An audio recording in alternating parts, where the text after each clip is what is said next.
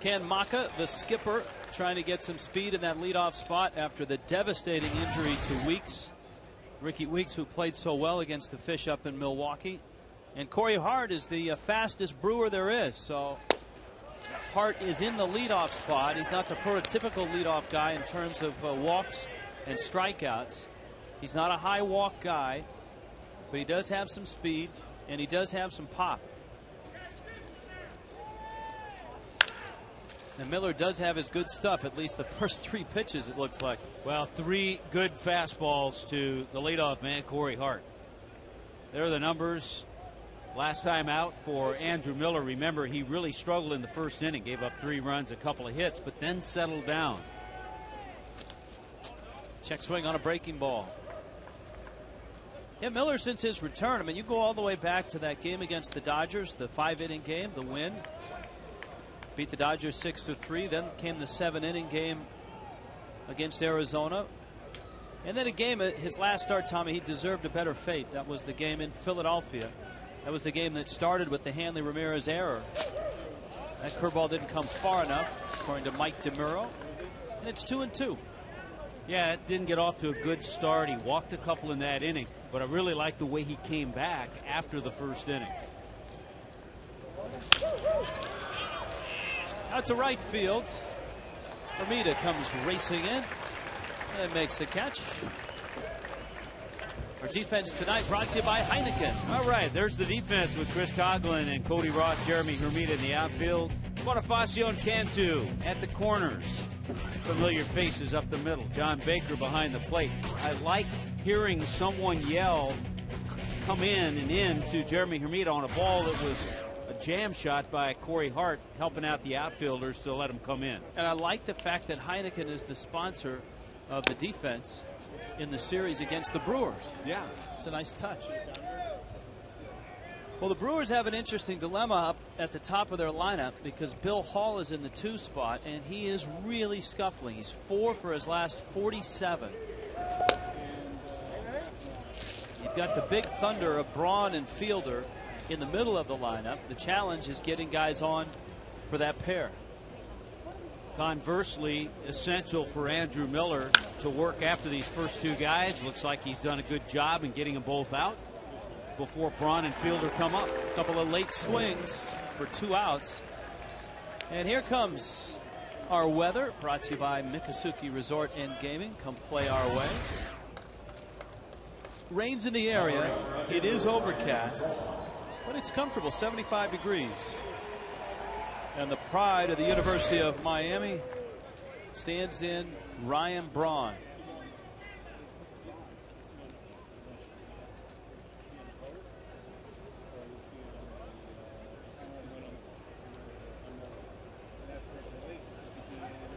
Braun called time, and he gets it. And so Miller goes to work. Ryan Braun against lefties this year, hitting a cool .469. It's a solid number. He has hit lefties extremely well. And this Brewer ball club off to the best start in their history after 50 games. 30-20 start. Of course, not a lot of people thought that they could do what they did last year and get to the postseason because CC Sabathia was subtracted from the equation. Sabathia was 11-2 down the stretch.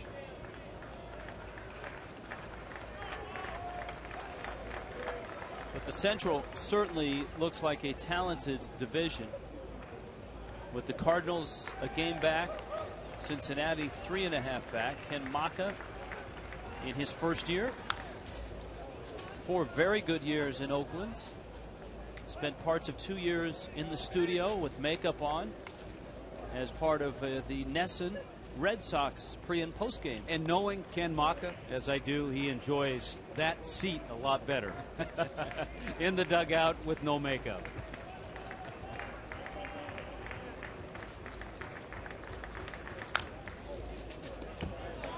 Miller has a good sharp breaking ball there. It seems that, I guess, Andrew Miller 2.0 looks a lot more comfortable with his mechanics than he did at the start of the season. I'll tell you what, he has made some terrific pitches here in the first inning. The fastball's been live. He's gotten ahead. He's been able to use that breaking ball again. Andrew Miller strikes out Ryan Braun, and 1, 2, 3 go the Brewers. So the kid from Gainesville is dealing tonight.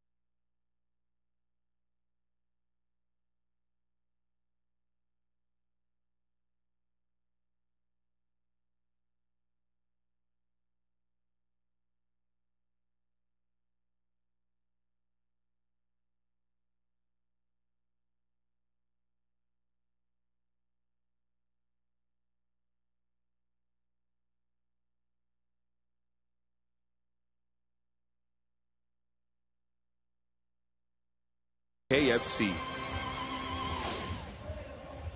Meet the fish, greet the fish. Here come the fish. Chris Coghlan leads it off. Emilio Bonifacio is at third base. Hanley Ramirez, Jorge Cantu, Jeremy Hermida in right, Dan Ugla, John Baker, Cody Ross, and then Andrew Miller. Well, I tell you what, Rich, we're in store for opposite styles in these two pitchers. We've seen the power arm of Andrew Miller. It's not that Jeff Suppan throws 80. He'll get it up to mid-80s, 87. And he has good changeup, good breaking ball. As Jeff Conine told us, very deceptive with his delivery. And a guy that, if men get on base, all of a sudden can change the pace of the game and slow things down.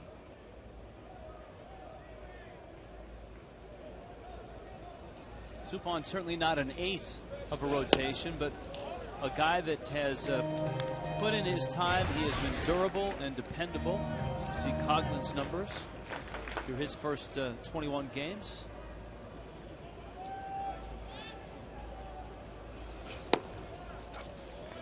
And a strike on the outside corner.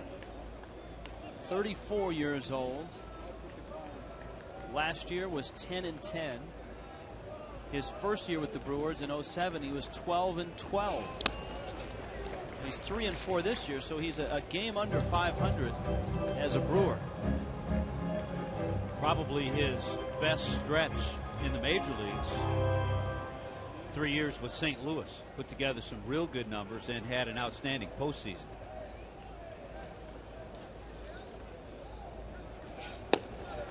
Such a good stretch that it earned him a 4-year, $42 million contract after that 06 season when he stayed in the division and went from St. Louis to Milwaukee. So he's earning $12.5 million this year. Coghlan rolls one to McGee.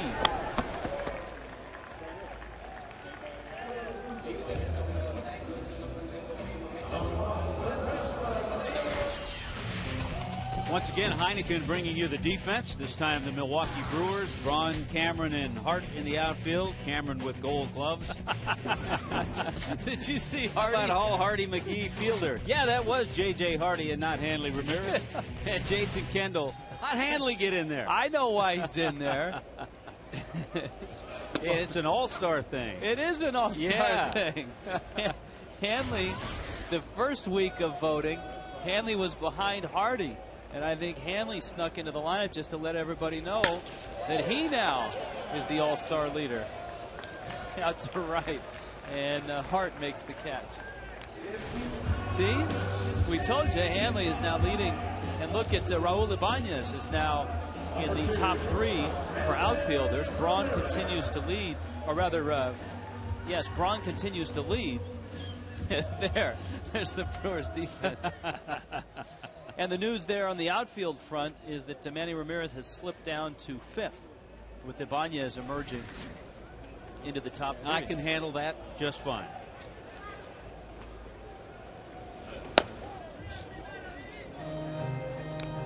So Hanley steps in just as the rain begins. You know, I think the guys in the truck just do that to sneak one in and see if they can pull it over on us. Look at it.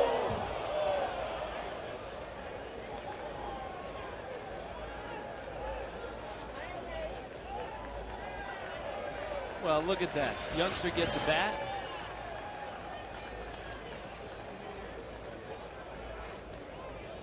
Suppan with that good changeup, and occasionally you'll see a hitter fool badly and do exactly what Hanley did right there. Remember the guy that was holding out for the Hanley bat for the Coghlan ball? See, that youngster didn't have to resort to extortion at all, and he gets a Hanley bat. It's a Hanley bat. Look at it. Checking it out. Nice going. Look at that. That's a great shot. picture. Dad, what's Pine Tar? That's a base hit. Dad, what's a double?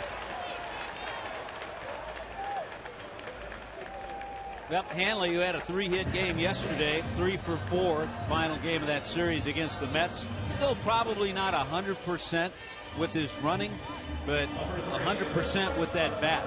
Solid swing. Pitch stayed up a little bit, and he smoked it by the third baseman, Bill Hall. And I think he's being careful as he runs. Little gimp as he rounded first base.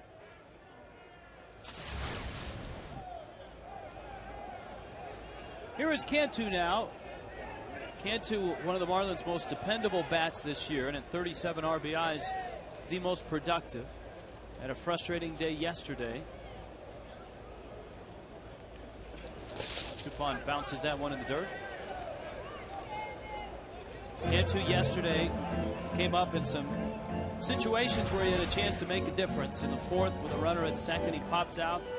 He hit that scorching liner that Wright either caught or didn't catch, which turned into a double play to finish off the 6th. And then in the 8th, with runners at the corners, he was struck out by Bobby Parnell.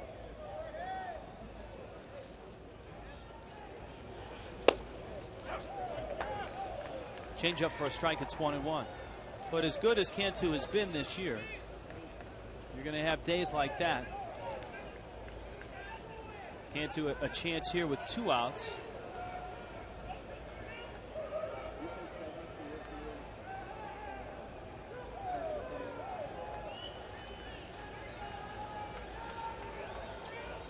I guess you grow so accustomed to seeing a guy like Cantu come through in those situations. Well, and when he doesn't, it just stands out. Yeah, we were spoiled last year. Jorge Cantu had more of those good days than bad days. 29 home runs, 95 RBIs last year.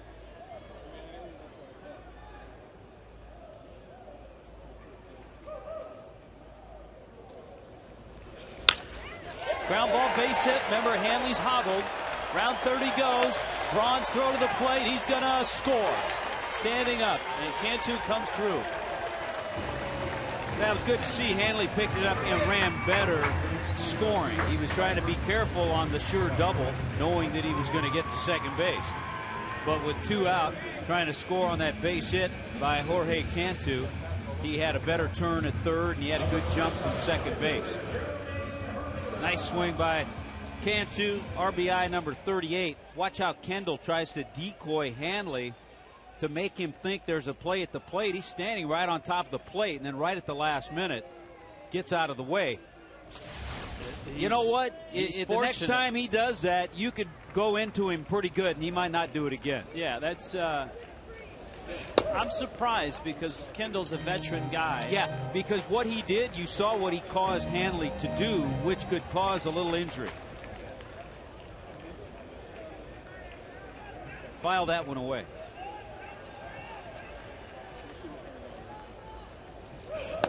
Hermida takes down low. Here's another look at it.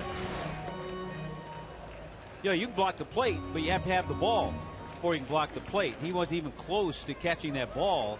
He was just trying to decoy Hanley, and all of a sudden Hanley has to kind of sidestep right at the end to touch the plate.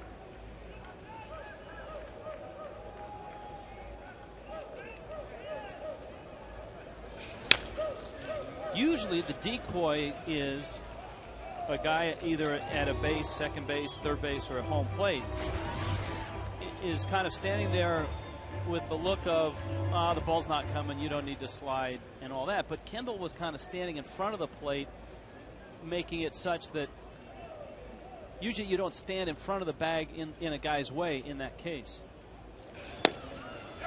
Outside corner. Just a little different look. There he is. He's trying to decoy, pretending that there's not a play, but he's in front of the plate.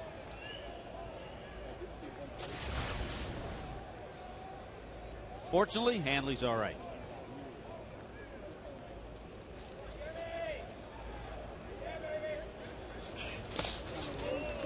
Kendall is as tough as they come. I mean, he's a veteran catcher who last year caught more games than anybody in baseball.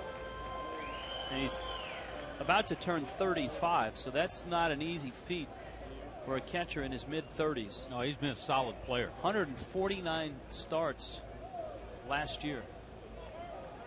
And what did Ken Maka tell us in Milwaukee? Even when he tries to give him a day off this year, he'll come into his office. Oh, yeah. The last game of that series in Milwaukee, I went into the Brewer locker room to talk to Ken Maka, and I saw Jason Kendall, and he wasn't in the lineup that day. That was the last game of the series.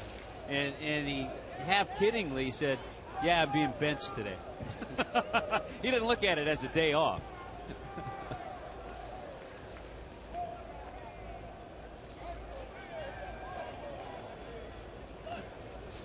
Catches on the move, and Hermida, who had a nice series in New York, that's for sure, fouls that one back. Jeremy was 0 for 4 yesterday, but had a 3-hit game on Saturday, including a 3-run homer and a triple shy of the cycle.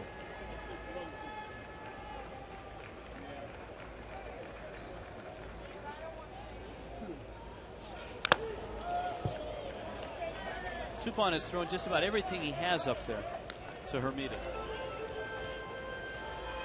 Fastball, changeup, breaking ball.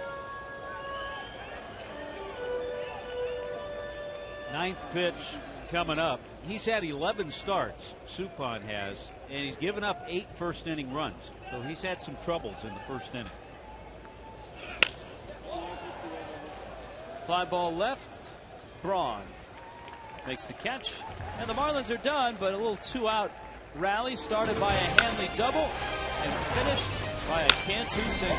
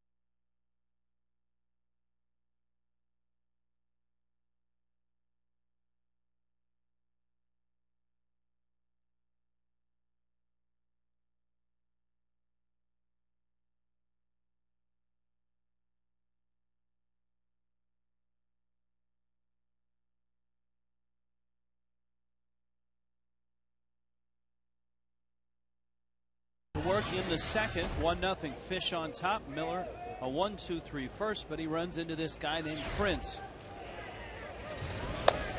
who shortens the bunt. And the reason he did that, the Marlins have a huge shift over. Hanley would be in no position, and I think the Marlins would drop to their knees and say thanks. I think you would encourage him to drop a little bunt up the line there. Especially after what he did to the Fish up in Milwaukee. He was outstanding. He had a 2-homer game. That was in the John Karanka start. And he also homered later in that 3-game sweep by the Brewers.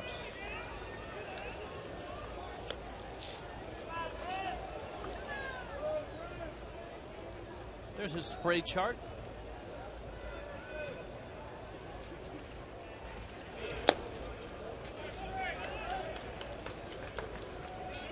Three and one.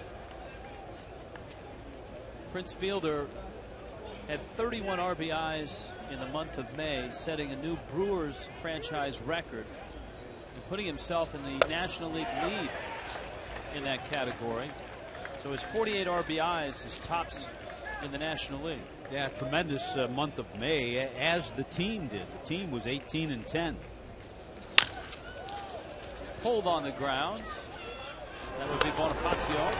The guy that held the old record for the Brewers wasn't a Brewer for all that long. El Caballo. Carlos Lee, an RBI machine. Number 25, center fielder by Of course, Fielder is a guy that grew up in the Orlando area. Here's Cameron.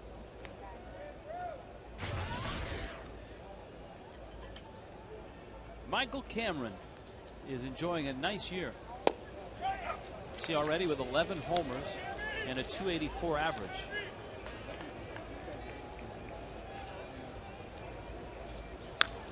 He's a guy that's been through the Major League Wars before. A guy that has won some hardware. Better known for his glove out in center field.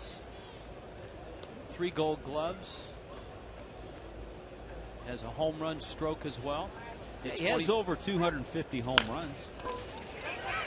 Slow tapper. He's also got pretty good speed, and he beats that one out.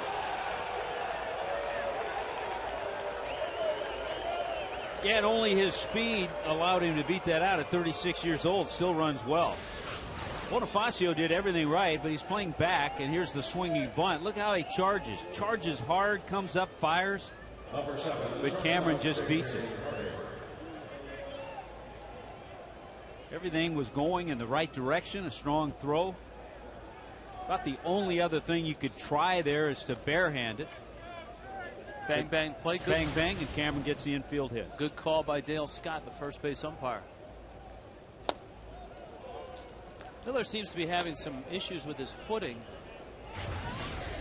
out in front of the mound. It is a little bit wet. And it's going to continue to get a little damper if it continues to rain the way it is.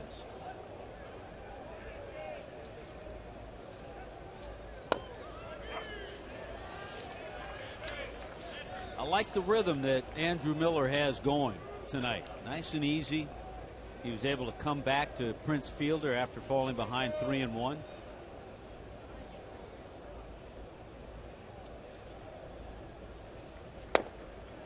Just down low, J.J. Hardy.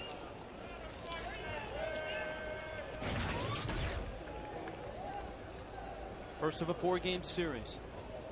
Hey, get him out. Cameron's at first.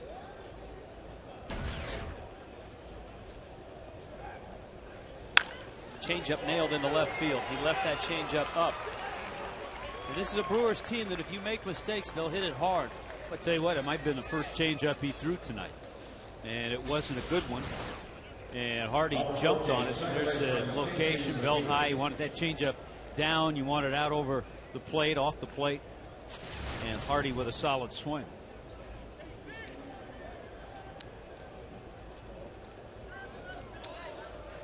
This is Casey McGee, who came up in the Cubs organization, and he does pronounce his name McGee. Got to the big leagues for 9 games last year with the Cubs. Had a very good year. Drove in 92 runs and hit .296 in Iowa last year. AAA for the Cubs. and was claimed off waivers by the Brewers. And with Weeks down right now, McGee is getting time at second base. Craig Counsell is also playing there as well. Yeah, McGee is getting that time against some left-handed pitching. The Brewers haven't seen a lot of lefties lately. Into right, Hermida up with it, and he fires home. The bags are loaded now for a good contact hitter in Jason Kendall. Well, you talk about Craig Counsell, the job that the former Marlin has done. Counsell hitting .324 in his 38 games. There he is. He's enjoying a renaissance, as you pointed out. Hit just .226 last year. So they're loaded now. Kendall is a tough guy to strike out.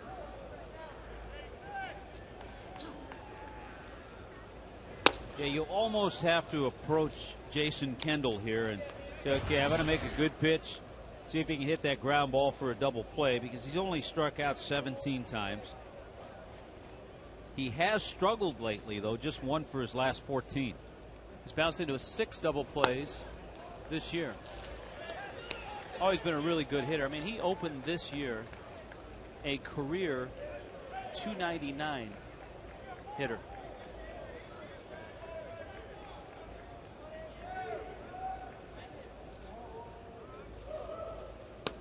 That's a strike on the inside corner. Boy, look at that right eye. He's a we told you he's tough. He's hard-nosed. 6 different times in his career he was a .300 hitter.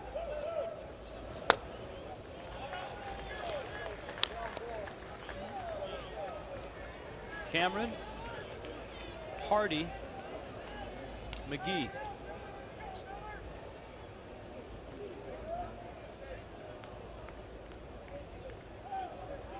With Kendall sitting on a 3-1 pitch. Ooh, that's up. And so the game is tied. And it's Suppan now.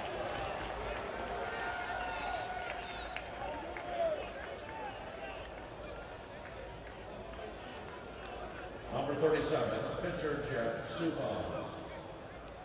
Mark Wiley is on his way out to the mound. There's that last pitch to Jason Kendall.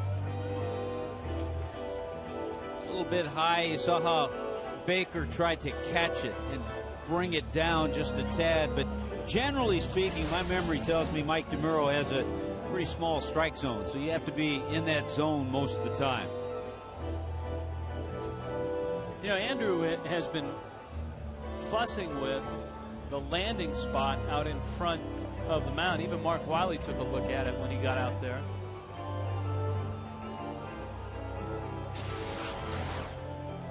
He's taking a longer stride than Suppan. You know, I think that is Suppan's landing spot, too. Yeah, they both look like they're landing in the same spot. Which may be an issue.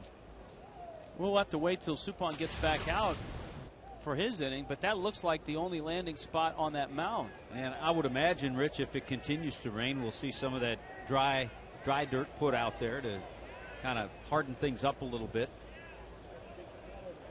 Suppan not sure what he's going to do up there, so he checks with Brad Fisher, his third base coach. Yeah, he wants to obviously make sure, especially if they are going to put a squeeze on. I don't think you do that in this situation, because then you open yourself up for a double play and you're out of the inning. Right. And you'd rather give Hart an at-bat with 2 outs in the bags loaded. Just 1 out. If he makes an out, then you at least have bases loaded and the leadoff man up. Well, Miller would like a strikeout or a ground ball up the middle. Middle infield is playing for 2. That could have been what Brad Fisher, his third base coach, told him. You can do anything, but don't hit into a double play. Brad Fisher, long time in the Oakland Athletics organization. That's where he and Ken Maka met. See, all of a sudden now, the free and easiness has gone away from the delivery of Andrew Miller, trying to aim the ball a little bit. He knows that Supan's not a great hitter.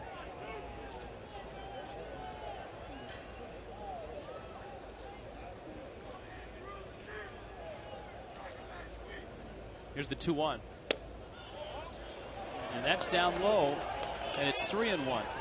And now you get to the point where you're aiming the ball, and that the more you try to throw a strike, the less you do. Yep. Wow. I told you that strike zones, and it's getting tinier too with DeMuro back there. And we've seen he's not giving the low strike, and he certainly isn't giving the high strike. That was about the same pitch that was ball 4 to Kendall. So now a dangerous guy up who can hit it out of the park, and that's Corey Hart. So you can't really just baby one up there and try to get it over. And I think that landing spot is an issue. If it is, it's got to get out of his mind. Yep. It's a mound out there. It's a big league game. Forget about it. You have to throw strikes. Smacked into center field. That's a base hit. Up with the ball is Ross. Kendall will be held at third base. A little bit surprised they didn't send him.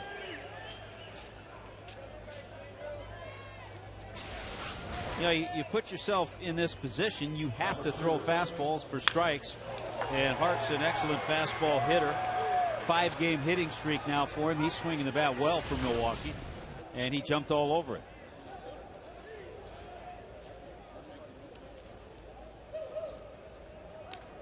Three hits, 2 walks, and then another base hit. And the teeth of the lineup coming up now. Miller misses low.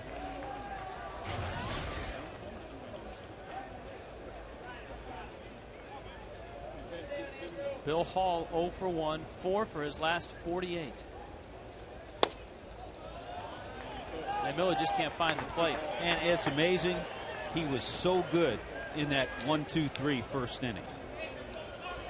How quickly it can go.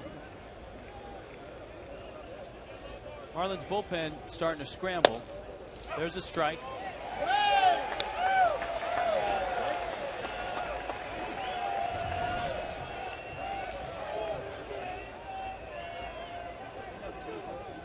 Already at 30 pitches.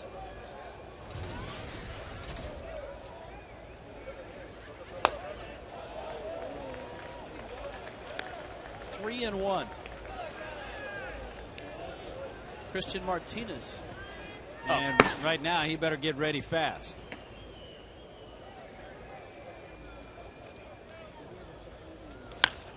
Bill Hall goes after a fastball, and it's 3-2. And I think we've come off this road trip where we have seen how the starting pitching sets such a great tone to a game, good or bad. You can see how tonight's tone right now, not a good one. Still plenty of time. He got him, struck him out.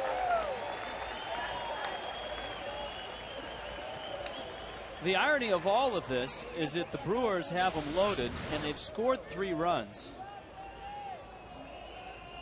And their 2 best hitters have not been directly involved. Fielder bounced out to start the inning, and this is Braun, the 9th hitter to come to the plate.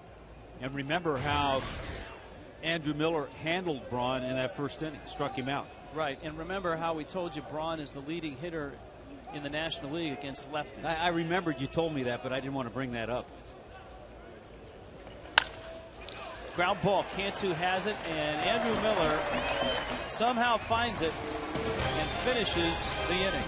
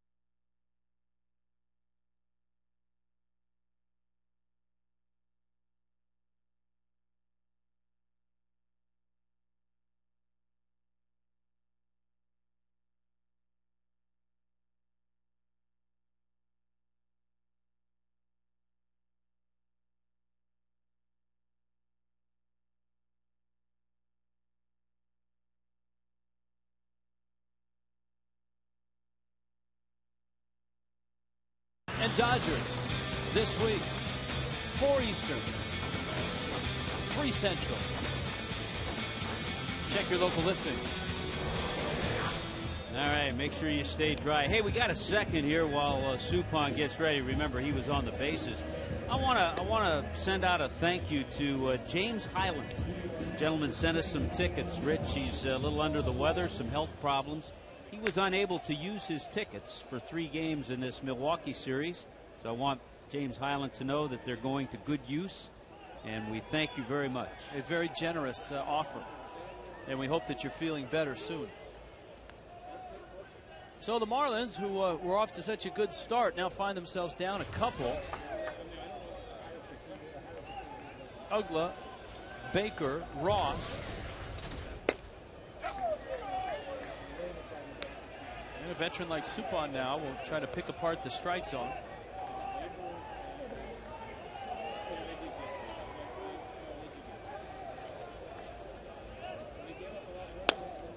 0-1 pitch misses low. Now we're keeping our eye on Jeff Suppan's landing, and he's on the other side. See the dark spot right in here? He has a much lighter step. A little shorter step and more on the other side. Hardly leaves a mark, whereas Miller, a little more violent delivery, has had big issues there.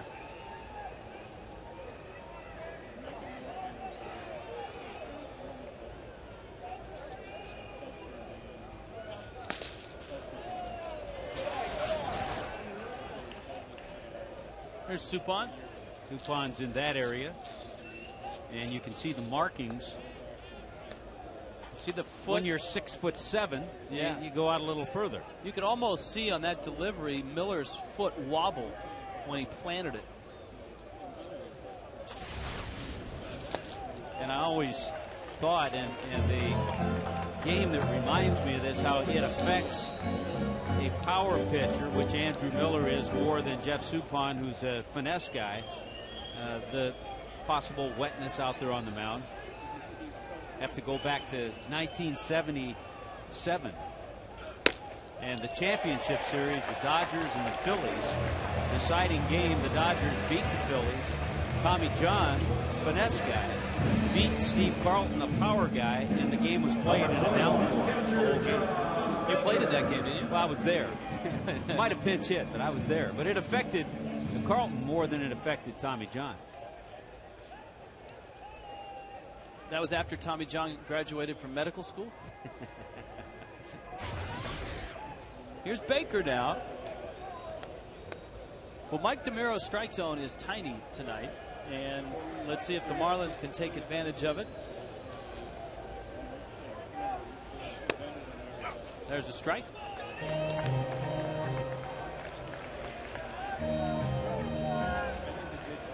Baker checks in at 262. He was 0 for 3 yesterday. The Marlins ran into John Maine and the rest of the Mets bullpen. Marlins got a couple runs in the 8th inning against the pen, against J.J. Putz.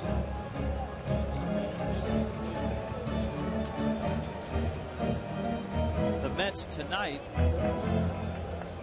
are taking on Pittsburgh, and on top 2-0 in Pittsburgh in the 3rd.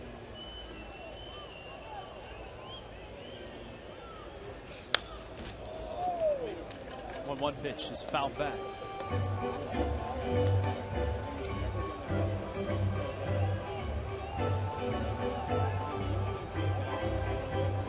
Phillies are out on the West Coast taking on the Padres tonight. Arizona plays the Dodgers in Los Angeles. So let's see the Mets. That's another Livan Hernandez game. Strike 3. Baker takes a called 3rd strike. Took that big slow breaking ball from Suppan. There it is. Starts outside, just comes back and catches the outside corner. Very good pitch and very effective.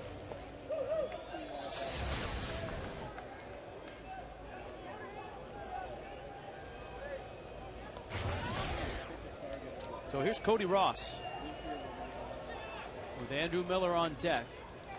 Ugla still at first.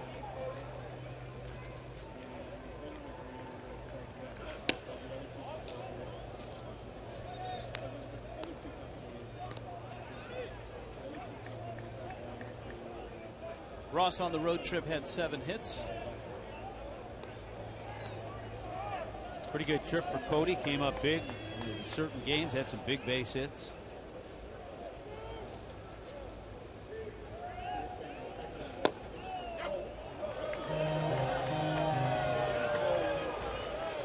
One and one. Well, when we were in Milwaukee, we talked about it. The Marlins last year were 5-1 against the Brewers, but have not gotten off to that kind of start this year, losing the 3 games, the 3-game series at Miller Park. It was not a good month of May for the Fish. Marlins were 9-20 in May.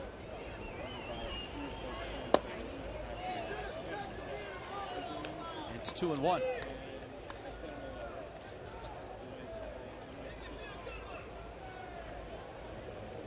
Leadoff walk to Ugla.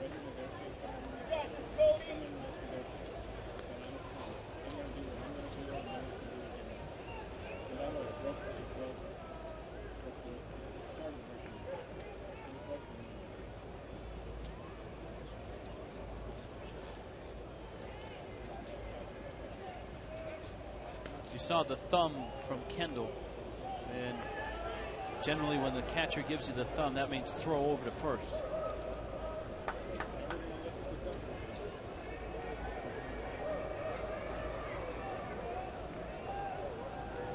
This is as veteran a battery as you're going to find. Suppan working to Kendall. Well, he just changes speeds enough.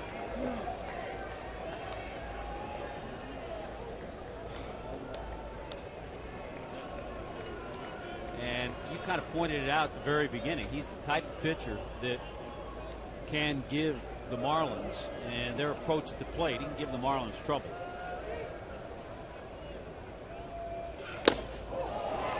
And then that 88-mile-an-hour fastball looks like 98. We were talking, Rich, about the Marlins in May, not a good May, and just the opposite for the Milwaukee Brewers.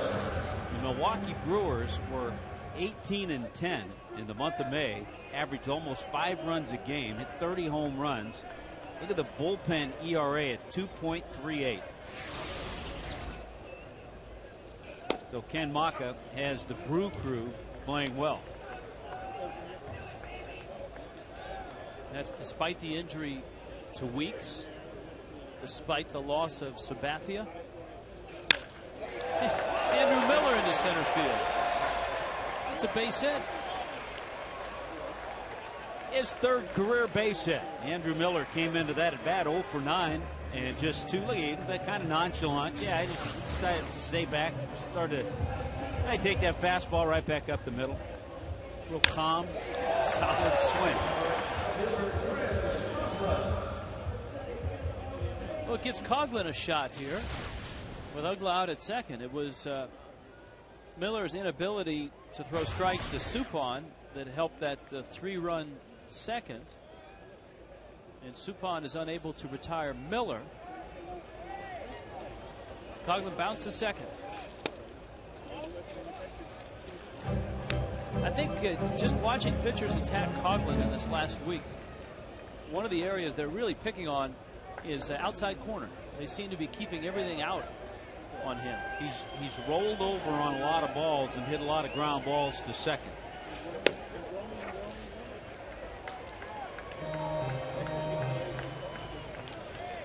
It's always interesting to see because we've had a chance, for the last 3+ seasons to see guys like Hanley and Ugla and Hermida.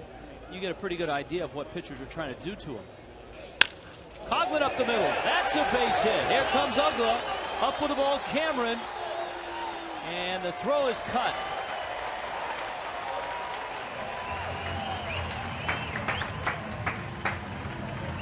Well, that's a nice response here in the bottom half of the 2nd inning. Helped by Andrew Miller's base hit. And this time, Chris Coughlin stays back, does not roll over on that pitch, and drives it right back up the middle past Suppan. picking up RBI number 6 and making it a one-run game. Bonifacio. Emilio Bonifacio lined out back in the first. Now, a base hit doesn't necessarily mean a run because that's Andrew Miller at second. Bonifacio may have to hit one in the gap.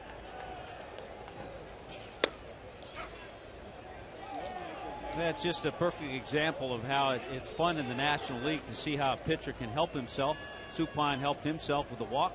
Andrew Miller's helped himself with a base hit.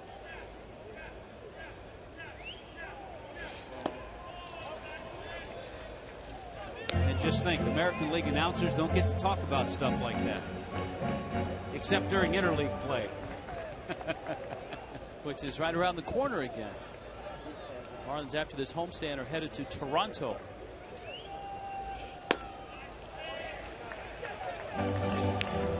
The first 3 weeks of June, Freddie Gonzalez will see his team play 6 teams the first 3 weeks that are all over 500 as this month begins.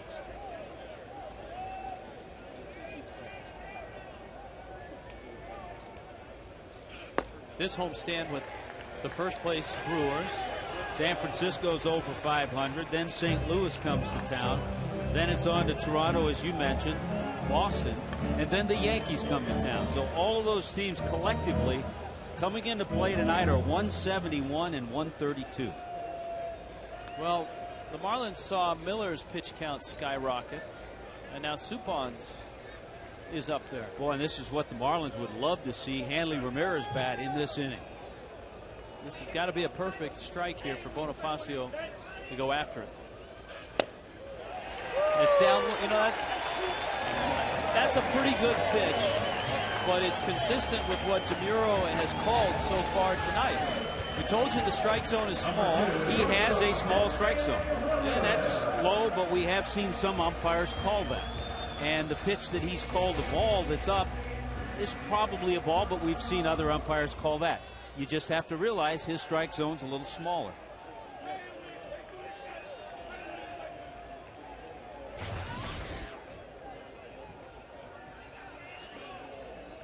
So Hanley with the bags loaded. And he hits a ground ball to McGee at second. And he throws him out. Marlins leave them loaded. They do get a run back. Andrew Miller and Chris Conley.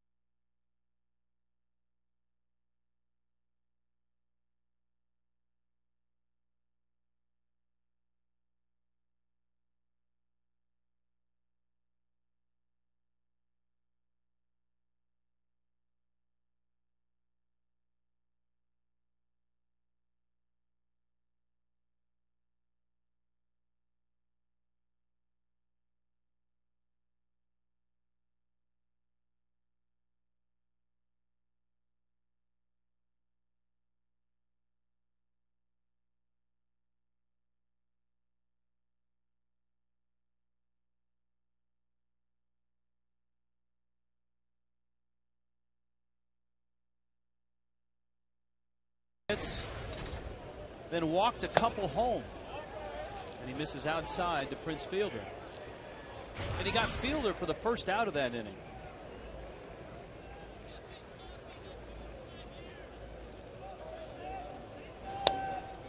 In Milwaukee, Prince Fielder destroyed the Marlins.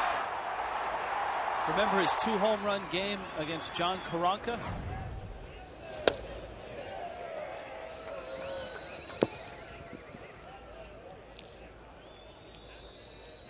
Those 3 games, hit 3 home runs.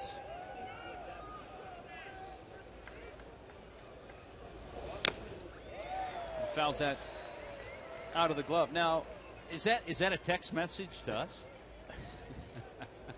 It might be.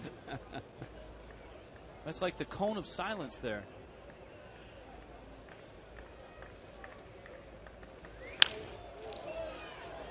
Little pop, and Coughlin.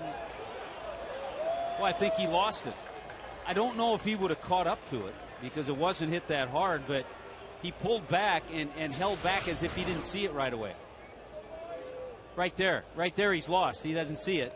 And then by the time he recovers, it's too late. I don't know if he would have gotten to it anyway. I agree with you. I don't think he catches that regardless. So Fielder gets a bloop hit. Now comes the trio that hurt Miller with base hits. Cameron's little dribbler that went for an infield single, Hardy and McGee. And Miller misses up.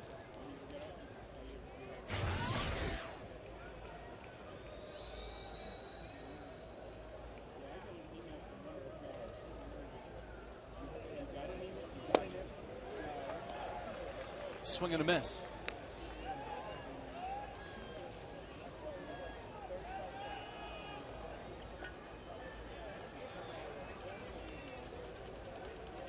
The count's actually 1-1. The scoreboard in the ballpark has 0-2.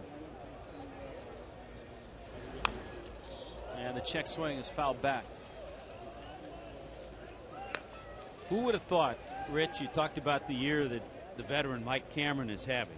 If you said, what National League center fielder has more home runs than any other National League center fielder, you would not have guessed Mike Cameron. But he does. He brings with him a terrific clubhouse presence, a wealth of experience, and a Gold Glove out there in center field.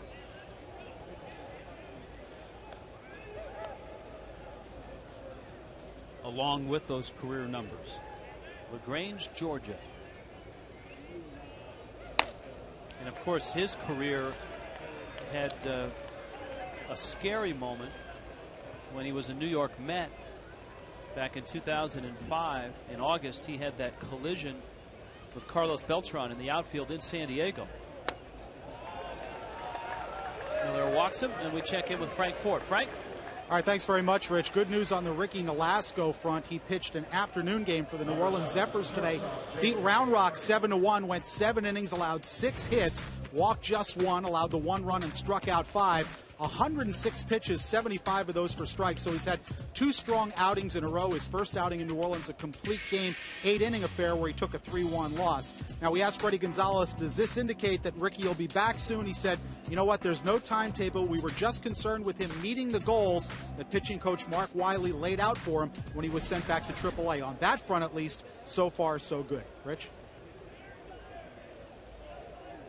Not the best of starts here in the 3rd inning for Miller. A single to Fielder, a walk to Cameron, and a 1-0 count to Hardy. Well, good, just good news on Ricky Nolasco. 8 innings, 7 innings in his 2 starts. So I think those goals of Mark Wiley's are getting met. Remember how well Miller threw his breaking ball in the 1st inning. He really hasn't been in a position to throw it since. Runners go, and the throw to 3rd is in plenty of time. Thank you very much. Prince Fielder gets thrown out as the Brewers attempt a double steal. He does not have much of a lead. And John Baker comes up and fires a strike to Bonifacio. So that is a big play and a big help. First and second, nobody out. All of a sudden, one out. And you got to be careful if you're a third baseman with Prince Fielder sliding into you. Yeah. He's 5'11", 270. And that pitch misses. That's a tiny strike zone. Expect a 3.5-hour game when Mike DeMuro's behind the plate. Bottom line. 2-2. Because he does it both sides.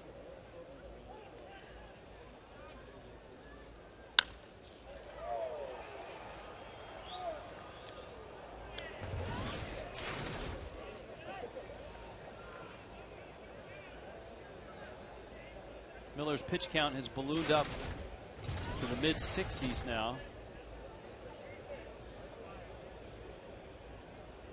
Cameron at second.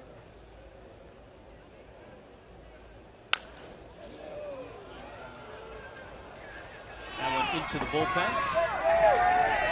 In case you missed it, the Marlins announcing today that Anibal Sanchez will get the start tomorrow.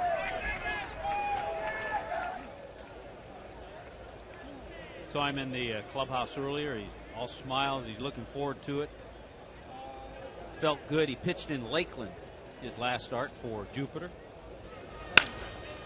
Chopper to short, and Cameron gets caught up. Bonifacio Ugla tags him out. My goodness. Oh, the Brewers with a couple of bad base running mistakes, and you rarely see something like that from Mike Cameron. That ball's in front of him. He's a veteran player. He knows he should stay put. And all of a sudden, Hanley goes, okay, you're going to give me an easy out. 6-5-4. And Ken Maka's not going to be real happy at the base running of his ball club in this inning. And the Marlins complete the play nicely.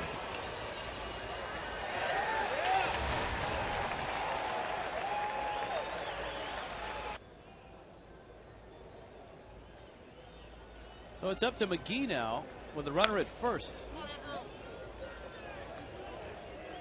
Boy, it's two things you don't see a whole lot of, and that's Prince Fielder trying to steal third, and then Mike Cameron getting caught off second on a routine ground ball to short. And there are two things that the Brewers, who are a solid team, they haven't put together a 30-20 record because they haven't played like this. It's two things that they haven't done a lot of.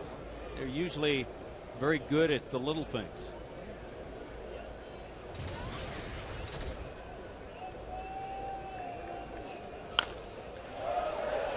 The other thing, when you have a struggling pitcher out there, and Andrew has battled that. He had that easy first inning, but struggled through the second, struggled throwing strikes here in the third.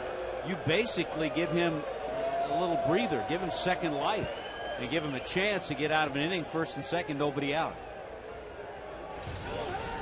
Yeah, the last thing you want to give him are outs.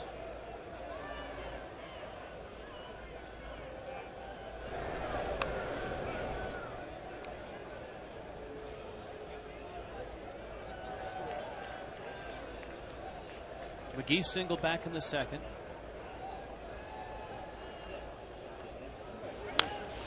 Casey McGee is from one of the most beautiful places on earth, Santa Cruz, California, near Monterey Bay.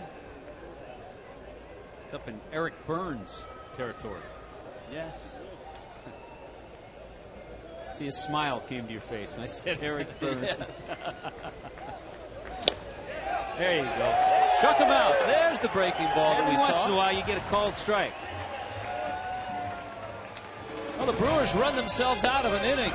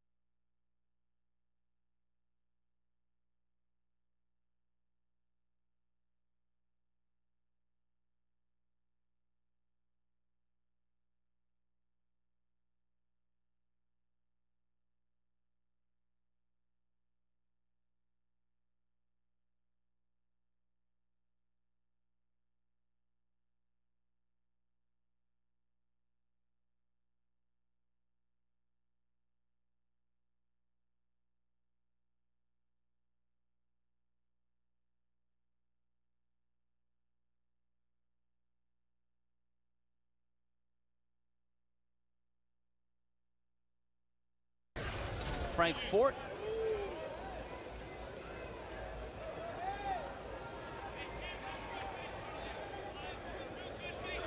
Cantu takes a fastball for a strike on a rainy night here in South Florida. It's going to be that way all night, so settle in. Hang with us. Settle in, get used to it. How many times, Rich, have you seen back-to-back 4-game series? I said that at the outset. Yeah. It's a rarity to see a 4 and a 4, the Brewers and then the Giants.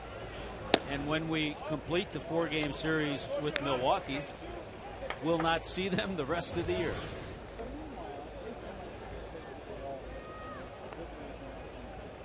Which is stranger, the back-to-back 4-gamers or the back-to-back 2-gamers, which the Marlins had early this year? The back-to-back 2-gamers. Cantu eats Bill Hall alive, and Jorge's bat has awakened tonight with 2 hits. Yeah, a couple of balls really smoked hard. This one, Bill Hall just tries to flag it down and just got off his glove, a base hit all the way. So Jorge Cantu's 2 for 2. That's why they call it the hot corner. That's a play that very few third basemen make. So a leadoff single. Here's Hermida.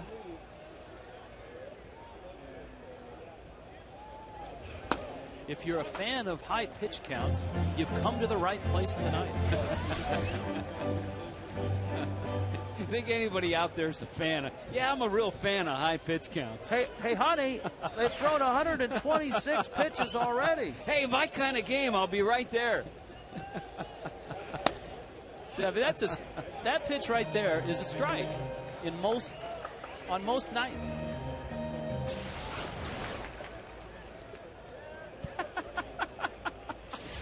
Tiny strike zone.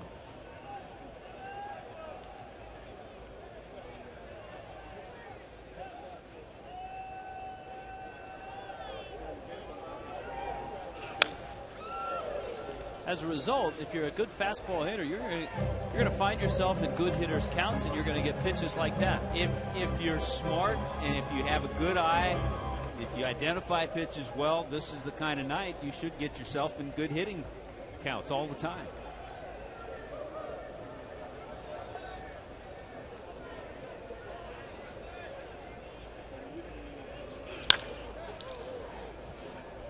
Two balls and 2 strikes.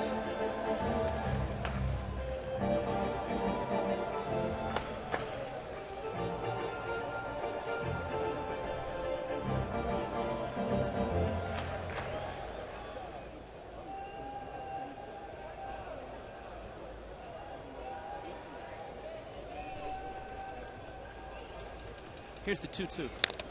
You know, after that ball went foul, I said to myself, that couldn't be Justin. Yeah, guys everywhere. Justin the intern. There he is. You saw him in Philly? I saw him walking the streets in New York, and I said, that looks just like Justin the intern. He was in New York, he was in Philly, and he's suited up tonight. Hermida into center field. Cameron comes in, makes the catch, and there's 1 down. Ladies, make your plans for the next Marlins Ladies Night Out. It's on Friday the 5th. For just $40, you get an invite to Ladies Night Out pregame event, a bullpen box ticket to the game, an official Ladies Night Out tank top, a drink coupon, meet and greet with a Marlins player, and much more. 305-626-SAVE.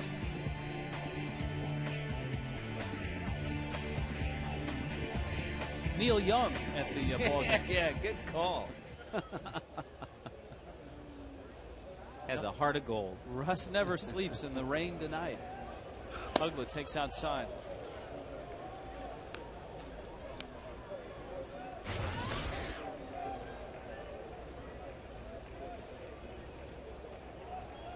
Dan walked and scored in the second.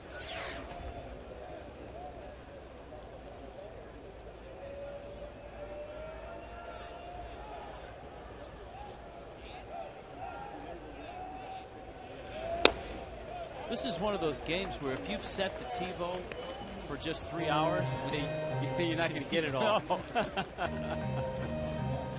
This is one of those nights, if you wanted to watch the first show of Conan, you know, as he opens up the Tonight Show, you might want to TiVo it.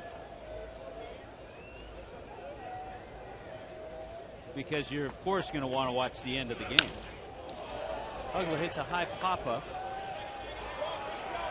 Hardy calls for it, and he makes the catch.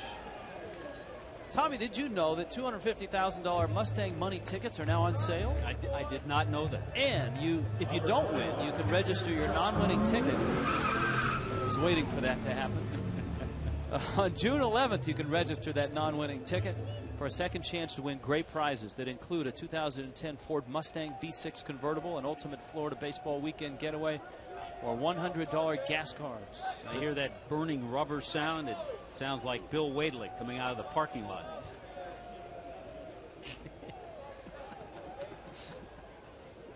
Here's Baker. And he smacks one in the gap, right center field. Cameron trying to cut it off. Cantu on his way to third. And Baker has a base hit.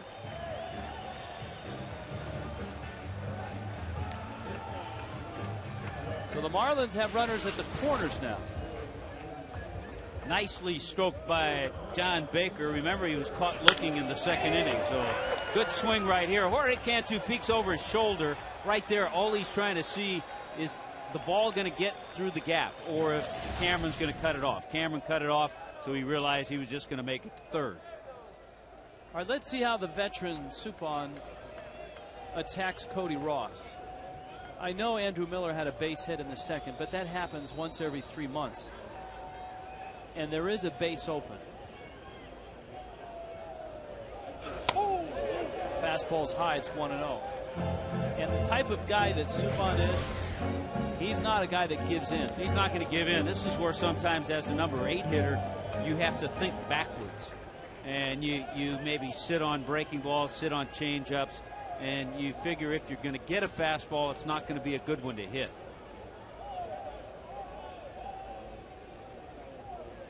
So you think changeup here? Something off speed. Yep. He just takes, sometimes his changeup's hard to tell. His fastball is 87, 88. That was just like a little BP fastball. Yeah. He took a little off of.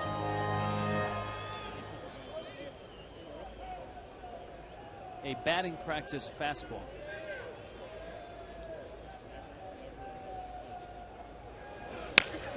Ground ball up the middle. McGee has it and throws him out. And Ross is out by a couple steps, and the Marlins leave 2 more. They have left 6 through 3.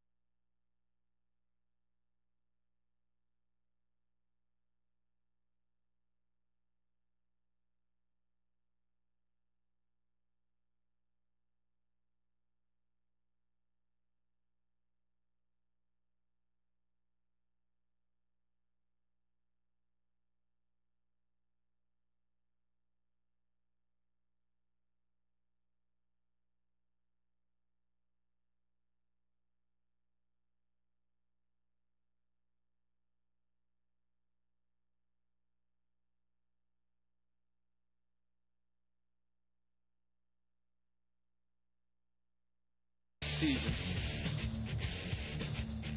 on Milwaukee's bench. Now, that's Brewers history, so we can't go back to Braves history. I'll bet you it's a scrap iron. I'll bet you it's Phil Garner. Could be scrap iron. It certainly wasn't Dale Swaim. He was a manager for a week. It was almost like he won an auction item. The Brewers fantasy auction. Fantasy auction, be manager for a week. Swaim is still on the staff. He's the hitting coach, and of course he was the guy that took over when Ned Yost was ousted. With a little over a week to go in the season last year.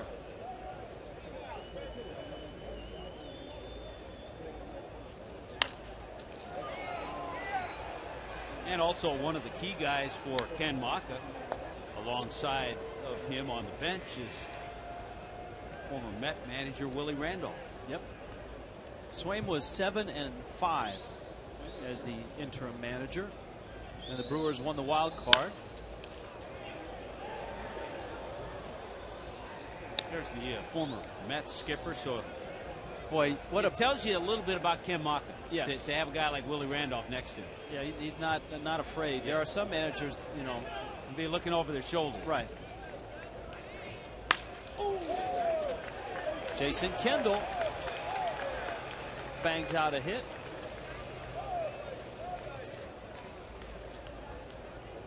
Pretty good shiner he's got going there. We'll have to find out tomorrow how he got that. Got to be a story about that. You know, maybe some altercation with Bernie the Brewer, or a sausage race accident. Did you see the other day? Who was the catcher? Yeah, was it Jason? Not Jason LaRue. Yes, it was. Was it Jason LaRue? Jason LaRue. He almost got hit by the sausage race. He forgot all about the race and was started out of the dugout to the field. That happened to, I told you, Carlos Tosca told me that happened to him when he was coaching third base for Arizona. Was he hit by? Was he struck by? No, but he was focused on, okay, innings over. I'm headed out to third base, and all of a sudden he looked to his left, and here they came. Can you just hear the argument in court? My client was merely going out to coach third base when from out of nowhere came an out-of-control chorizo.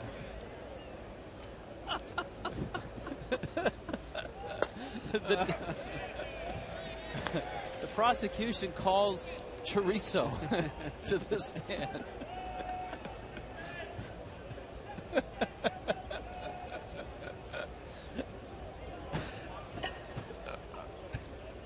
Supon trying to bunt and it rolls foul. See when it's I'm having this visual of chorizo sitting on the witness. Well, there's chorizo. Now, we were there for history when chorizo won his first race in 2 years.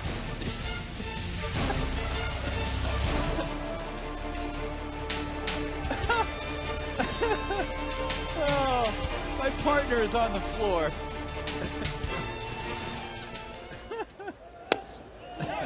You don't think chorizo would make a credible witness?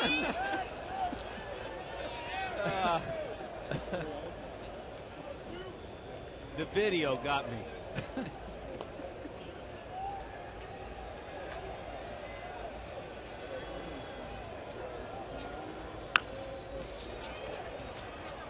Andrew Miller fields the bunt, and he formally will tag Supon out. Well, Supon got his job done. So far, he's had a productive night. He walked with the bases loaded, an RBI, and he got the sac bunt down. Number 1, right fielder, Corey Hart. Here's Corey Hart. You talked about it earlier, Rich. If there is any kind of a dilemma for Ken Maka, it's who's to hit leadoff without Ricky Weeks.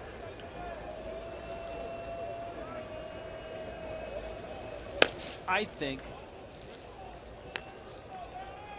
General Manager Doug Melvin, and there's Christian Martinez. General Manager Doug Melvin, who is one of the better general managers in the game. He is a lot like a Larry Beinfest or a Michael Hill, flying under the radar. I think they go out and get somebody. Marlins general manager, Michael Hill. But I think the Brewers, and there's Larry Beinfest, Bill Beck. I think the Brewers go out and find a second baseman. It's always kind of fun as we get into July, and then you see teams that are jockeying for position, maybe to make a move. Everybody kind of knows what that particular team is looking for. And so then teams who have that player try to put a little squeeze on that general manager, try to get a little bit more because they know that team's in need. So you think teams right now are squeezing Ruben Amaro Jr. in Philadelphia because the Phillies obviously are looking for a starter? With Brett Myers out for the season, they have to go after a starter. Do you think Pedro's agent has the Phillies on speed dial yet? Pedro's been flying under the radar. Haven't heard a lot about Pedro Martinez. You would expect that every 5 days he's throwing a simulated game somewhere. You would hope, because if he does land somewhere, that team doesn't want to wait 3 or 4 weeks for him to get ready.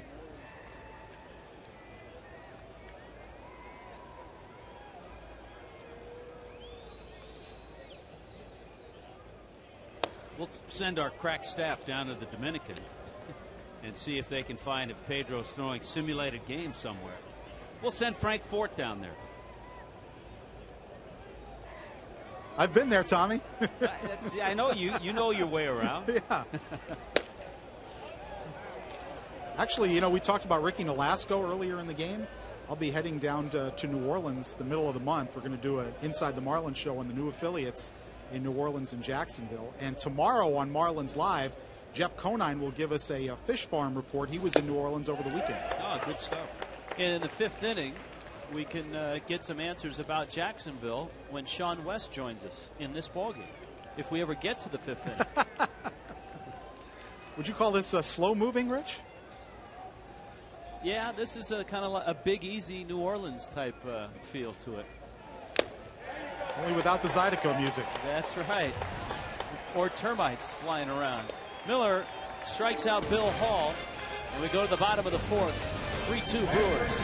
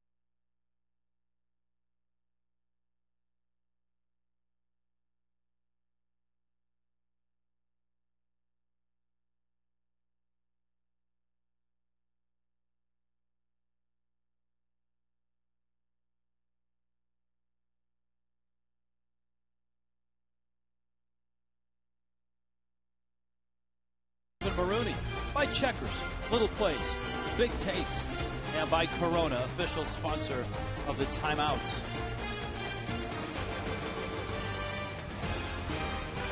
(3-2). Brewers on top. Jeff Suppan will open this inning by facing Andrew Miller, who scorched a single back in the 2nd. injury news around baseball tonight. Carlos Beltran out of the lineup, still with the illness that was plaguing everybody. Well, not everybody, but both teams up in New York. Remember, it got Beltran, it got Mike Pelfrey, and it got Wes Helms. 1-2 pitch. This is down low. Actually, I believe it was John Maine that got sick, wasn't it? Yeah, John Maine had to leave that start. He had thrown so well, but I don't want after 6 innings came out. I don't want the Pelfrey household to get concerned. Andrew goes down swinging. It seemed like an hour ago that the duck waddled by. I'm going Phil Garner on you. Yeah, I really can't go away from that. I don't think it's Ned Yost. And I think Scrap Iron's the guy. 7+ seasons, but his only winning season was 1992.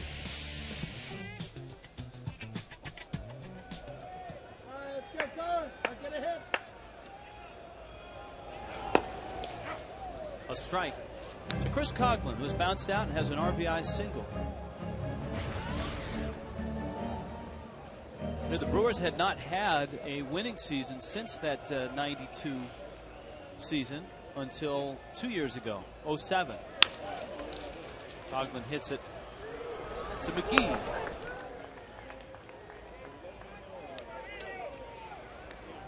Bonifacio coming up. Super Saturday is on.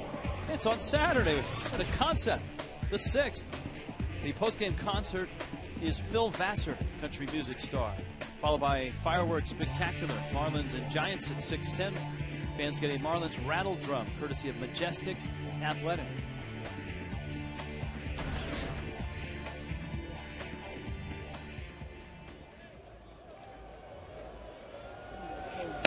The Indians getting some bad news as Grady Sizemore may have to have elbow surgery.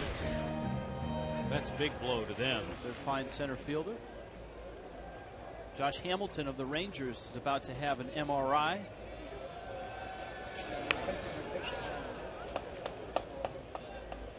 Yeah, Beltran's out of the Mets lineup with a stomach virus. You know what? To the Mets' credit, they just continue to play well. They won 2 out of 3 against the Fish. And they have key guys on the disabled list. They have key guys that have not played. And Jerry Manuel keeps getting performances out of guys like Angel Pagan and Wilson Valdez. Well, hold on there. They're going to put Pagan on the disabled list tomorrow. Oh, wow. Because of, remember, the injury he sustained chasing down Hanley's double. That's right, in left center.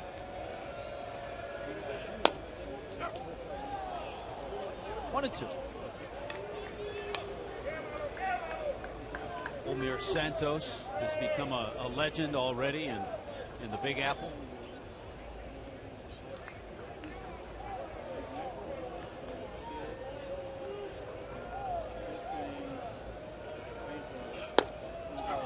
And that's a strike right down the middle. Bonifacio was caught looking. A 1-2-3 inning, the first of the night for Supine.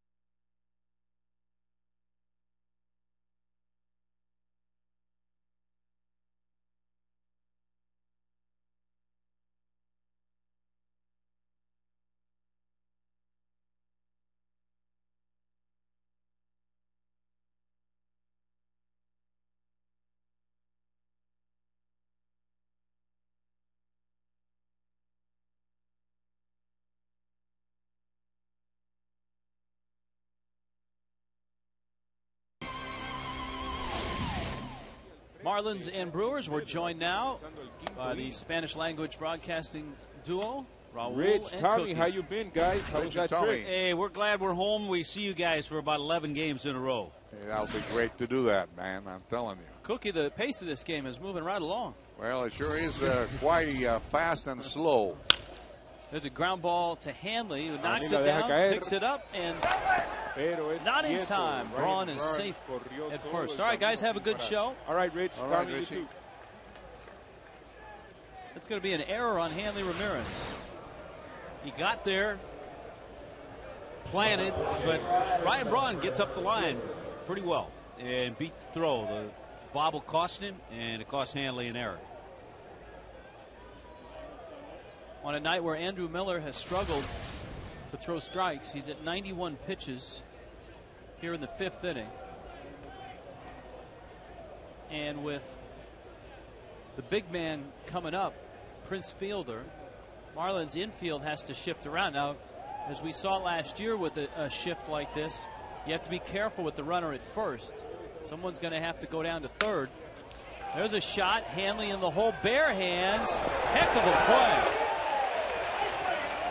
Scooped by Bonifacio. Well, that's just an unbelievable play. A great recovery after Hanley made that error. It was only his 4th error of the year. Bare hand turns and then got some help from Bonifacio, so it'll actually go 6-5 on the fielder's choice with Bonifacio covering second base. Nicely done. Yeah, Andrew Miller liked it too.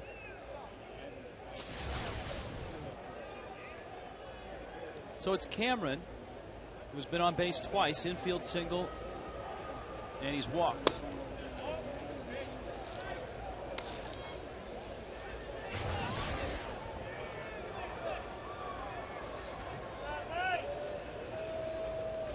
Don't know that we'll see Fielder trying to steal second, as he was thrown out trying to steal third early in the game. Some may be wondering this.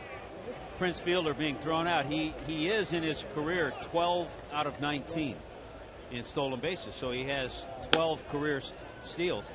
His dad, Big Cecil, 2 out of 8. Only 2 career stolen bases for Cecil.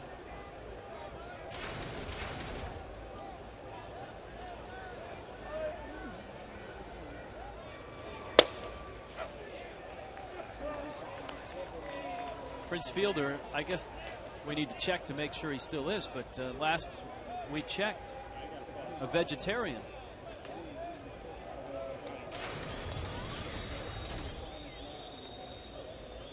Changed his diet a couple years ago.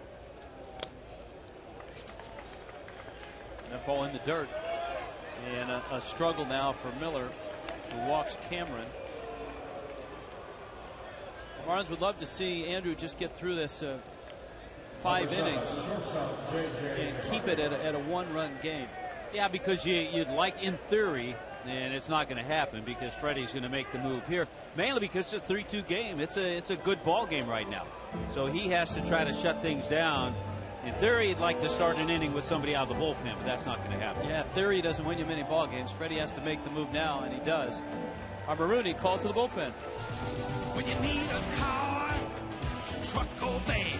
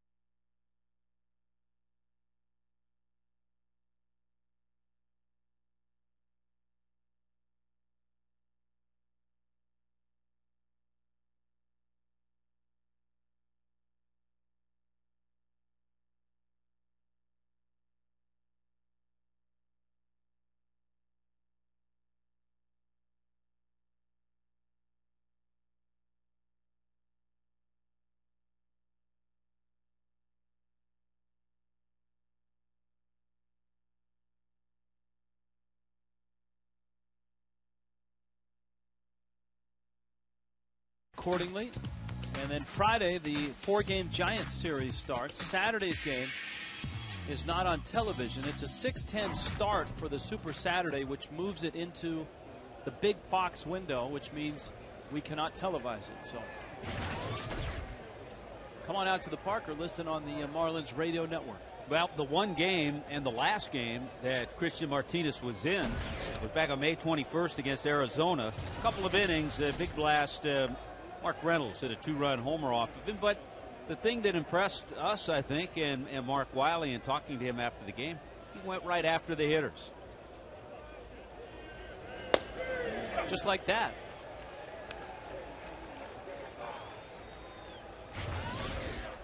J.J. Hardy, who was the leading vote getter at shortstop after the first week of voting, but no longer. He's been unseated. Hanley Ramirez and Jimmy Rollins have passed him on the list. Ground ball pulled foul. Certainly the Brewer fans out in number. And the Philly fans as well. You get over 45,000 a game. A lot of people voting at the games at Citizens Bank. And, you know, Jimmy Rollins, to be quite honest, is not having an all-star year this year. Yeah, you know, it's funny because you equate great shortstops with the National League East, and it's not happening this year. You've got Reyes, who's hurt and out, and Rollins, who is scuffling. Hanley, of course, is having a pretty good year. Swing and a miss there. That's the least votes of any position. You know, you're not going to get arguments at third base, first base, second base. Utley, Braun, Soriano. I like the fact that Ibanez is now in that Phillies outfield. I'll give you an argument, though. I'd like to see Adrian Gonzalez at first base. Yes. I know Pujols is great. I know the game's in St. Louis. But I think Gonzalez is having... Adrian Gonzalez with the San Diego Padres homered last night in their win against Colorado. He has 20 home runs and 40 RBIs. He has no protection around him, and he plays in one of the toughest ballparks to homer in. So there. But he would get booed if he started at first base in St. Louis in the All-Star game. That one's hit hard. Left field. Coughlin up with it. Round third is Fielder. He's coming home. Coughlin's throw is late.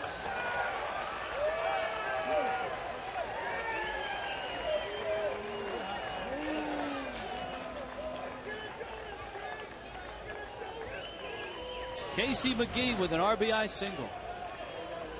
Ball was hit hard. This is a tough play for a cutoff man. And Jorge Cantu playing back because the ball was hit so hard. Couldn't quite get there. And that allows Prince Fielder to score. Tough to throw a runner out from where Coughlin was. So a couple of base hits for Casey McGee tonight.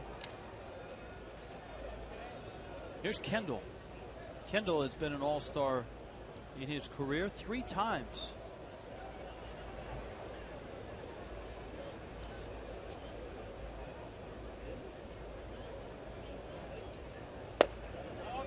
He's I mean, we talked about Phil Garner's nickname, Scrap Iron. Just look at Kendall.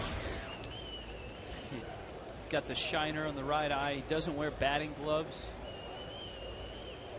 Son of a former major leaguer, Fred Kendall, his dad. 2 days growth going. Yeah.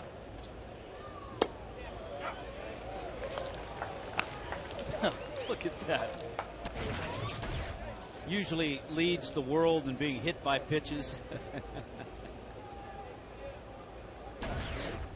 Coming into this year, 6th all time. He really has had in being hit by pitches. He really has had a very nice career.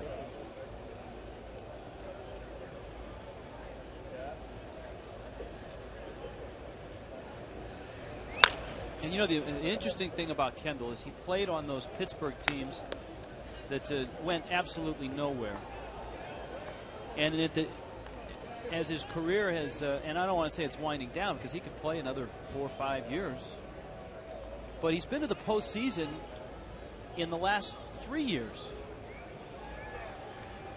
which is a nice reward for a guy that played so long for those Pittsburgh teams. Cantu steps on the bag, and Martinez finishes the inning. Brewers get a run, though, and stretch their lead.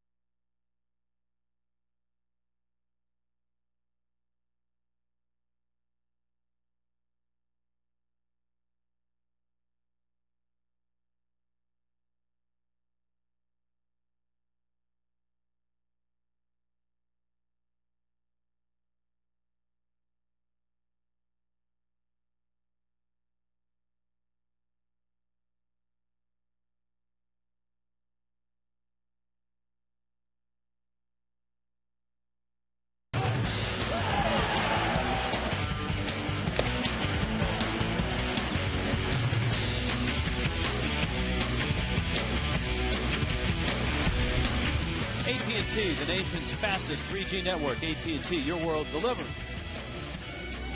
Like a shot of Cuban coffee in the bottom of the 5th inning. Much needed, 4-2. The Brewers on top of the Fish. And Hanley Ramirez leads it off. Hanley will be followed by Jorge Cantu and Jeremy Hermida. Jeff Suppan is the last man standing of the two starters. Yeah, just not a good line, a good outing tonight for Andrew Miller, and it started with a bang. He had a nice 1-2-3 first inning, but 4 1/3 innings for Andrew. Gave up 6 hits, 4 runs, 3 earned, 4 walks, 97 pitches. He had that 30-pitch second inning.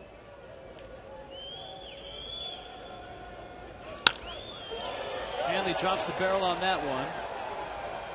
Cameron is out there, and he makes the catch. Well, Suppan is no spring chicken as far as this game is concerned. His pitch count is up there as well at 81 pitches. But then again, it'll get into an area that has been an area of success tonight. The Brewers bullpen ranks 3rd in the major leagues behind the Mets and the Red Sox.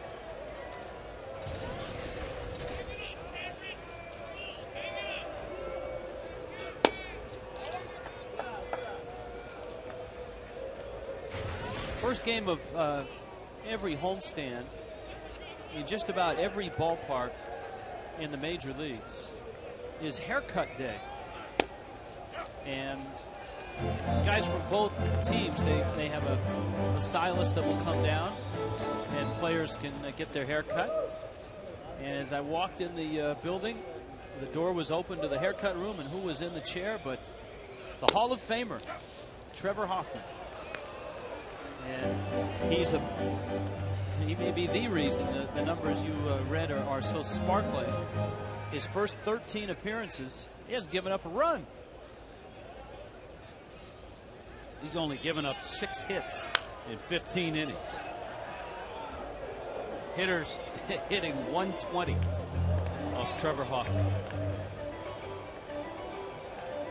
I think the statement that he's trying to make is that San Diego, you should have kept me.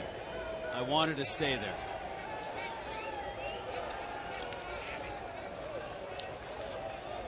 Well, the Brewers were in need of a closer, and they looked around, they kicked the tires, and they went with Hoffman. And so far, it's paid off.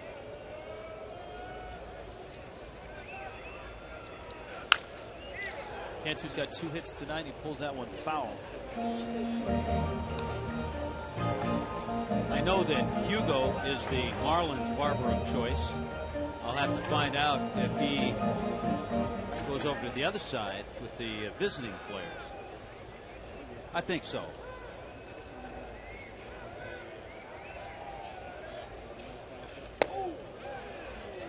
I don't think Hoffman got the Amezaga cut, though. The faux hawk.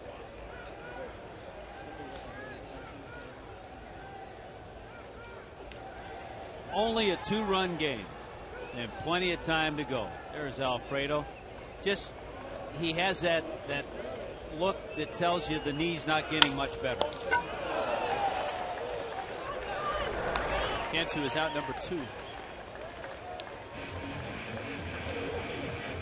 You can let the Marlins pay your mortgage or rent payment with the Marlins Mortgage Payout. Log on to Marlins.com and register today for the Marlins Mortgage Payout. Coming up on Saturday the 6th, one fan will be awarded with a check for up to $2,500 toward their mortgage or rent payment. 1-877-MARLINS. We're used to seeing a more vibrant Alfredo. The bone bruise. Remember the bone bruise that Hermida had last year? It took him, what, 2.5, 3 months to really get through it.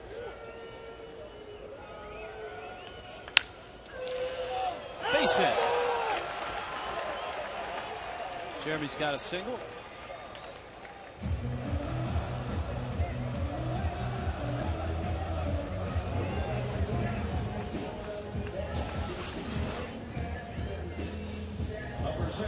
Nice swing by Jeremy. A little bit out front, but he stays back, keeps his hands back. And as a hitter, you hit that ball and you go up the first baseline. You want to make sure the second baseman doesn't leap high enough and rob you. It's a good play. McGee couldn't get to it. Uggla now has popped out, walked, and scored. 2-run game.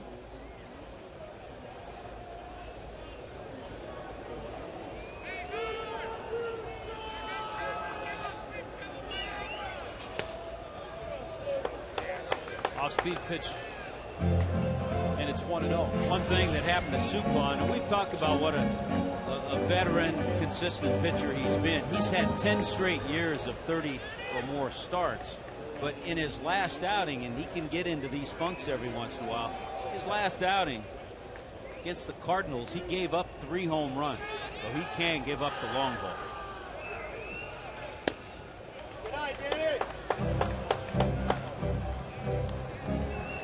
He had a nice run as a Cardinal. He was 44-26 in his 3 years in St. Louis.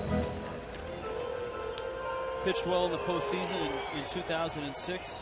So well that he was the MVP of the NLCS against the Mets.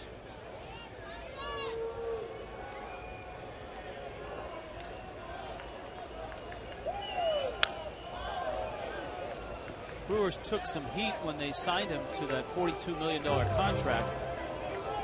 But I think, as I recall, Doug Melvin said the reason he signed him is he wanted an anchor, a guy that was going to make 33, 34 starts, a guy that was going to be a mentor to a young pitching staff.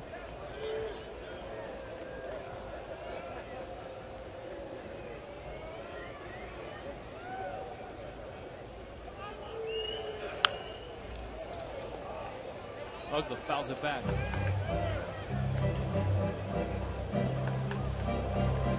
Soup's Sports Grill, Woodland, California. Woodland, California is right outside of Woodland Hills, actually, California. Well, there's a big difference between Woodland Hills and Woodland. Yeah, his is Woodland Hills. He was a Philly fan, though, growing up. Mike Schmidt. He was a Mike Schmidt fan.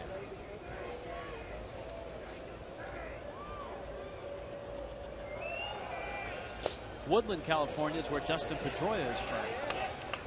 Right outside of Sacramento. Yeah, Woodland Hills outside Los Angeles.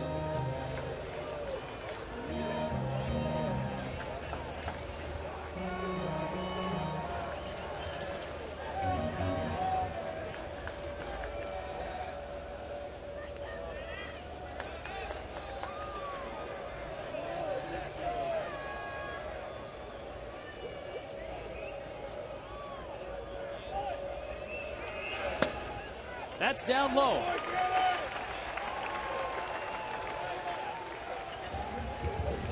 Ogla's aboard. Here comes Baker. And I wouldn't be surprised to see Bill Castro, the pitching coach of the Brewers, as the pitch count is up. 96 for Suppan. Castro and Maka.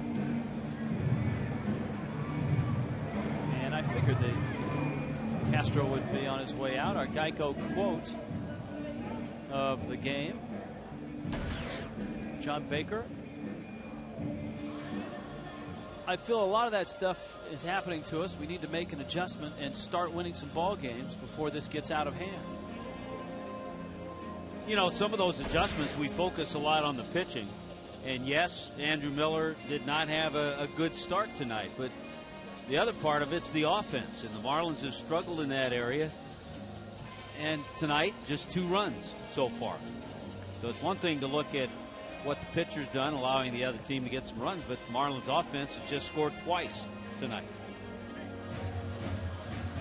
And I think that's one of the things that we had those shots of as Hayden Bang gets loose of Alfredo Amezaga. And even though Alfredo wouldn't be in there on a daily basis, it's one of the things I think the Marlins miss is some real energy in their lineup. You get a little bit of it when Bonifacio gets on base. Well, I think that's one of the reasons Freddie asked Amezaga to go on the last road trip, was to try to just keep some of that energy in the clubhouse.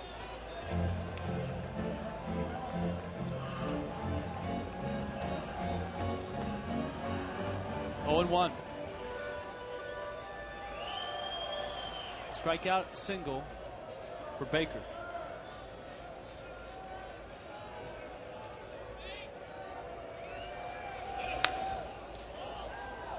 Every once in a while, Suppan will get that fastball. You saw 88, ran it inside and tied up John Baker.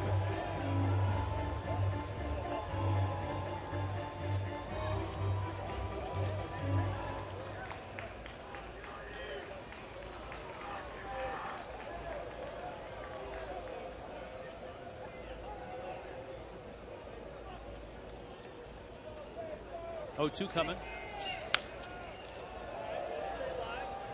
And he stays alive.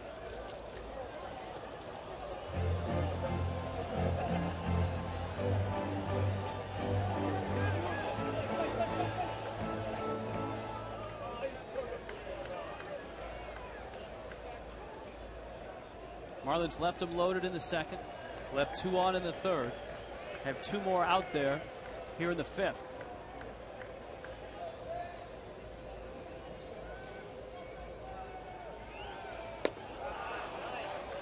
Baker goes down. They leave 2 more out in the 5th.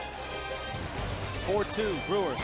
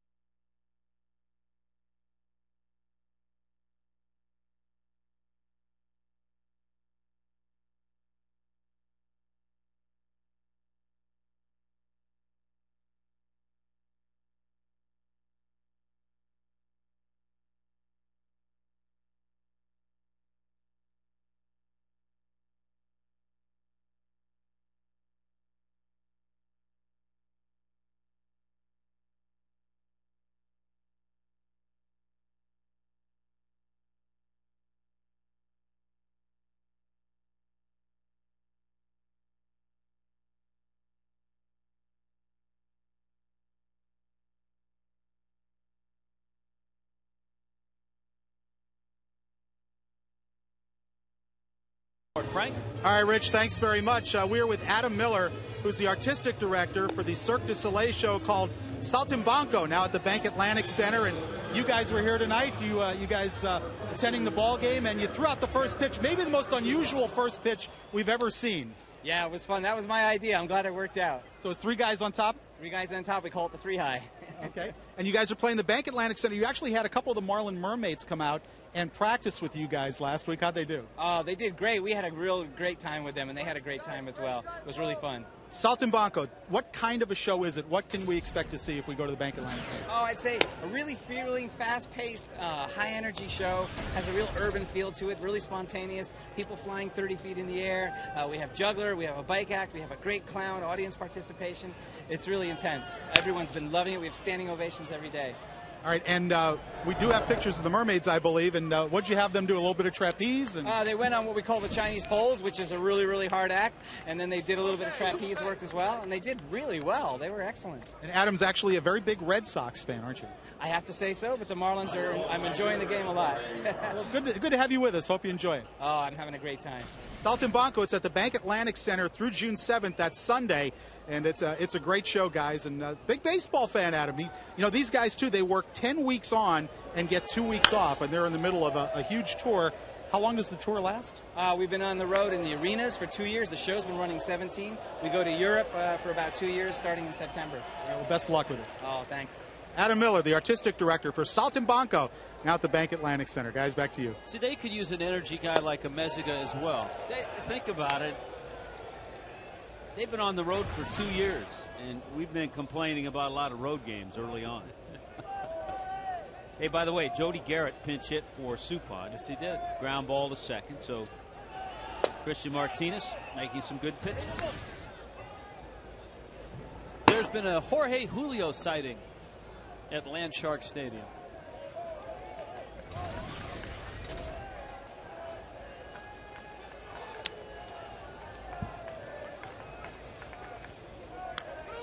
Is it just me, or has Jorge Julio been involved in half the transactions we've reviewed this year? He always seems to pop up in a trade for somebody. Yeah, I think we were just talking about one. If you wanted to do the 6 degrees of Jorge Julio like Kevin Bacon, you could probably connect everybody in the big leagues. Good live fastball from Christian Martinez. You have to wonder, Rich, when after the game, and we know that Anibal Sanchez is going to pitch tomorrow, so a roster move will have to be made. You wonder who it might be. And I know the last time Martinez came up, he threw the ball well. There's Anibal charting the game for tomorrow night. And then he was sent back. And you wonder if that might happen.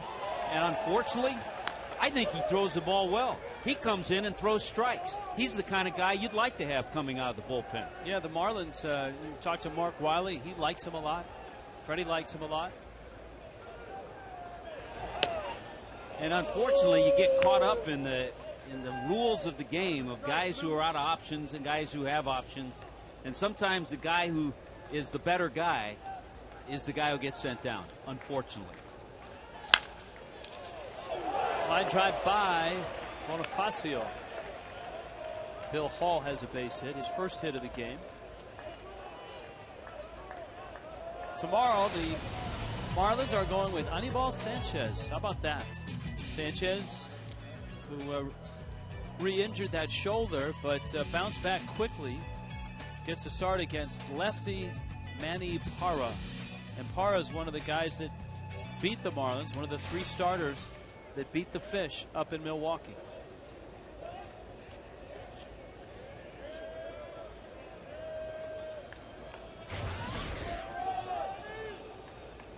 Yeah, Manny Parra worked 6 innings, gave up 6 hits and 3 runs. Yesterday for the Brewers, Giovanni Gallardo beat the Cincinnati Reds, so the Marlins miss Gallardo. I don't know if he is their ace, but they have a solid staff. They have a number of guys that throw the ball well. Sometimes the Marlins have better success against the Gallardos of the world than the Supans of the world. Yeah, Gallardo went 5 1/3, but Gave up 7 hits and 2 runs, but struck out 9 in that game against Cincinnati.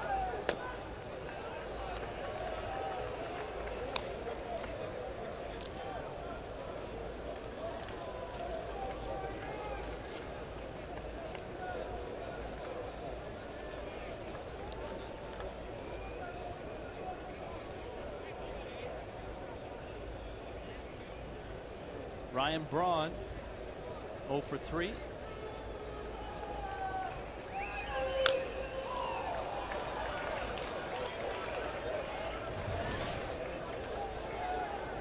Firestone leaderboard, and there's a good chance Ryan Braun's going to be on anything we throw up. Road batting average. Oh, you got a couple of Mets. Show me Ryan Braun. Yeah, remember we talked about that with David Wright. He'd hit so well on the road, but not at New City Field.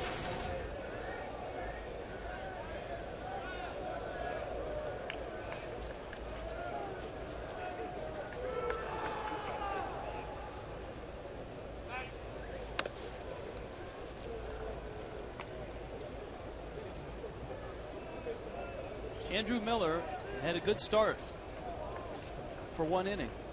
And then in the second, he threw 34 pitches. Brewers got 3 runs there. Added 1 in the 5th.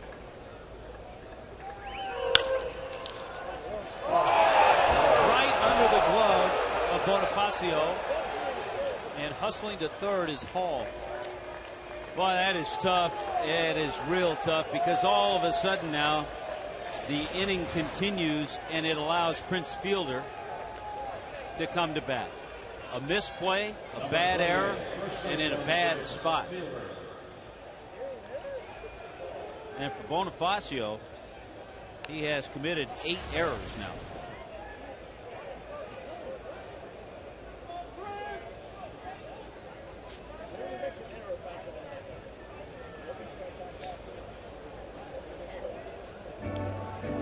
Mark Wiley's on his way out to talk to Martinez. And he's telling him, youngster, this is Prince Fielder. He can hit the ball a country mile. Go right after him. He's 1 for 3. Go after him. You get ahead. He's susceptible to that changeup. You got a good one. But Prince Fielder, as we have documented tonight, leading the National League with 48 RBIs, had 31 of those in the month of May.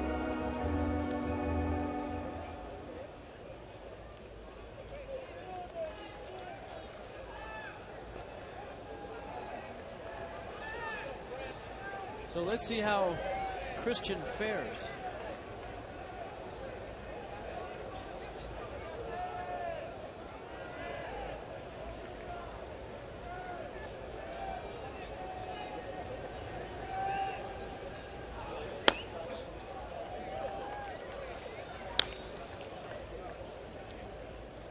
$50 home runs in 2007.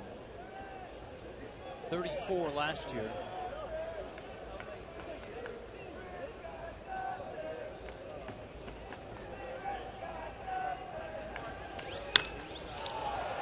And Martinez gets him to hit a fly ball to the left. Coughlin makes the catch. Nicely done.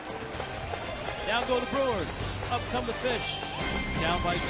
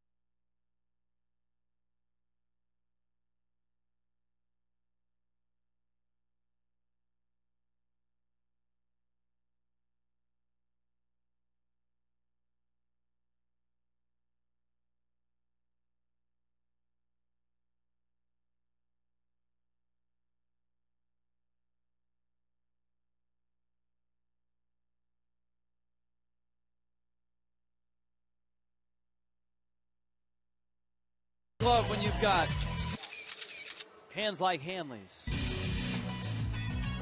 That was the Frost Brew Coors Light Freeze Can.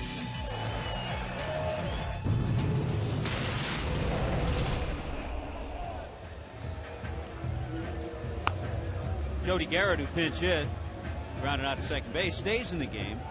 So he'll hit in that number 9 spot where he pinch hit. Coming in to pitch, Jorge Julio. So that gets Mike Cameron, the Gold Glover, out of the game. As you look at the numbers of Julio, we've talked about a couple of things about the Brewers, the way they've played in the month of May, and a lot of good numbers. And one of those good numbers, the bullpen's ERA for the month, 2.38, best in the National League.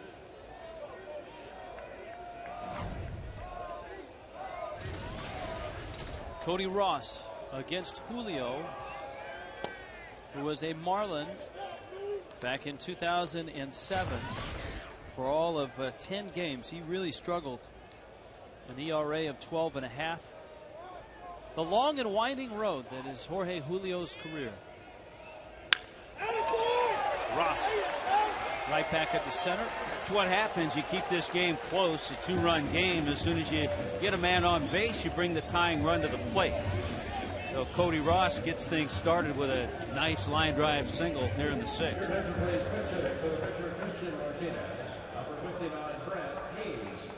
Brett Hayes is going to pinch hit for Martinez.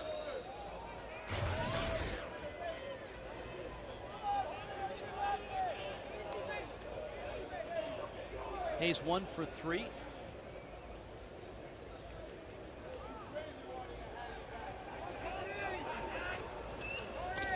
And Jorge Julio hits him.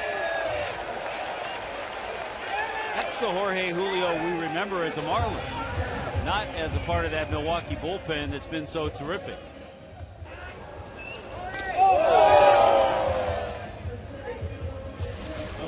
So now a couple of runners on. Jorge Julio has been traded 5 times in his career. Last year, he signed with Cleveland, was released, signed with Atlanta, and at the end of the year signed with Milwaukee. Well, the whole key now back to the top of the order, and you know that Chris Coughlin will be patient, make him work.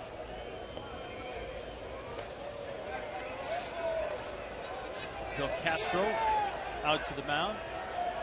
Some of the guys that have been involved in Jorge Julio trades. That's some good names. Brian Miner, remember he's the guy that replaced Cal Ripken, third base, former basketball player at Oklahoma. John Maine, Chris Benson, El Duque. That was that deal with the Mets. Yeah. Maine and Benson. Orlando Hernandez, Yusmero Petit, and one of our favorite guys, BK, Young Kim. Young Kim.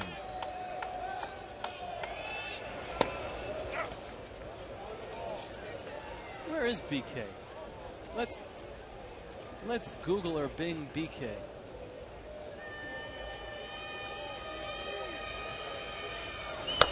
He's not in the big leagues with anybody, but he could be in the minor leagues. He could be pitching in the Korean baseball league.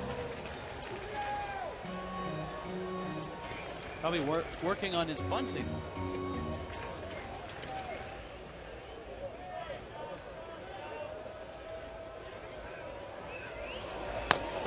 That one misses down low. Well, it's the time to be real patient. You couldn't have a better batter up there, making Jorge Julio throw strikes.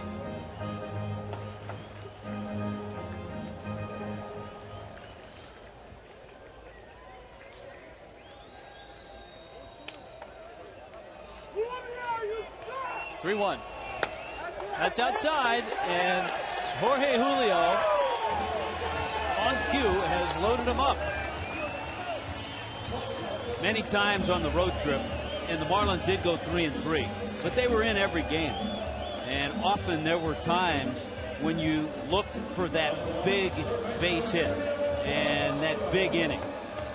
they didn't do it. They have an opportunity right here against Jorge Julio and the Milwaukee Brewers to get close in this game, tie the game, go ahead, have a big inning, and do it off Jorge Julio.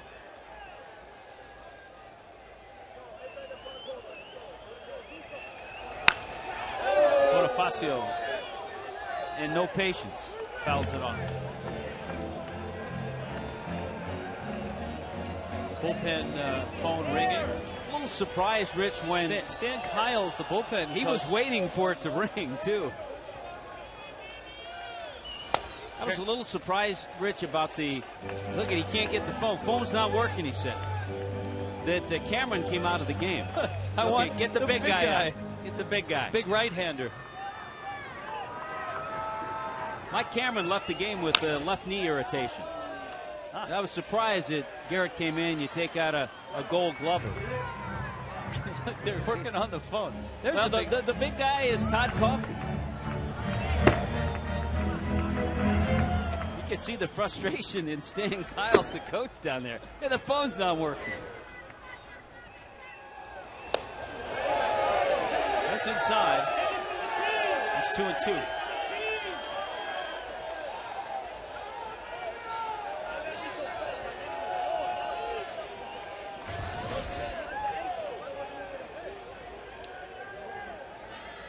Tomorrow night, Stan Kyles is going to have to take his cell phone down there. No. Can't use it, though. No electronic that's devices. Right, we found that out. Allowed.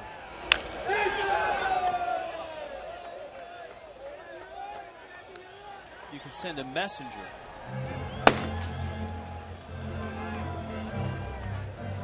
That's right, before phones, you saw how Castro gave the big sign. They'd have tall, short guy. They'd have all kinds of signs that managers would give to the bullpen.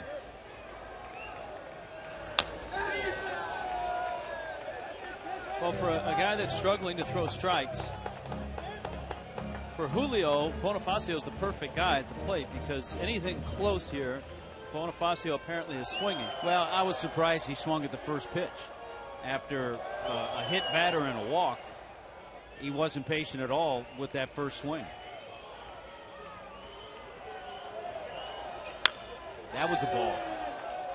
He's probably swung at ball 4 a couple of times. And the count's only 2-2.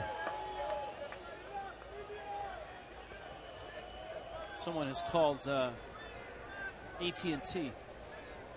Possibly Bell South. I think they have that in-house repair plan, though. You pay the extra $5 a month. It pays off. It does. In moments like this, when you really need it. I think they also have voice messaging as one of the. They bundled and saved. You get the 3-in-1.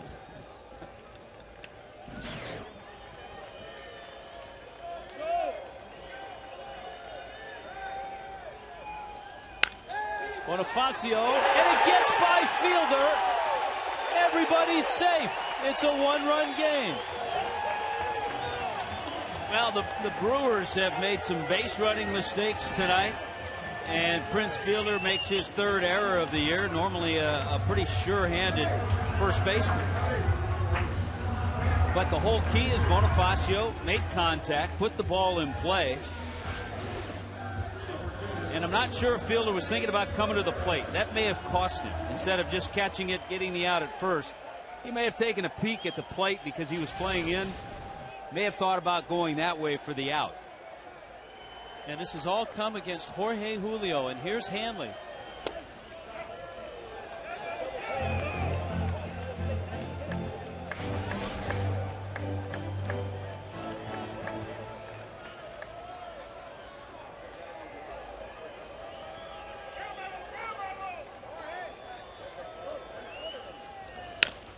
Hanley gets jammed.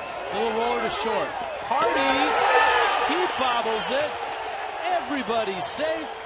Game is tied. I think it might go as an infield base hit. Hardy was trying to rush things because Hanley was the runner.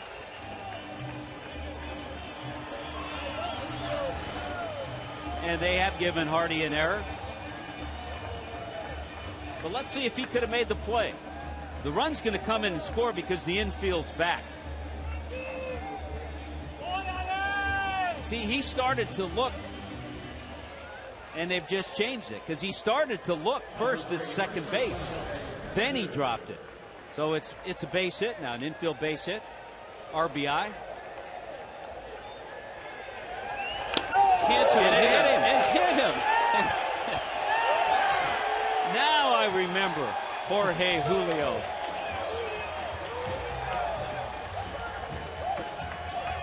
Yep. Well, he hadn't gotten much help this inning, but he's also hit a couple and walked one. But the misplay by a fielder, a little juggle by a shortstop, and that's going to be all for Jorge Julio. Ken Maka's going to make a double switch.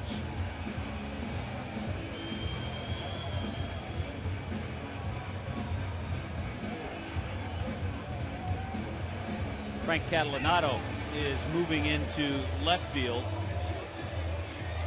Well, the Brewers have already lost Mike Cameron to an injury. And so they're bench thin. Jorge Julio exits stage right. Here's Upper Rooney. Call to the ball.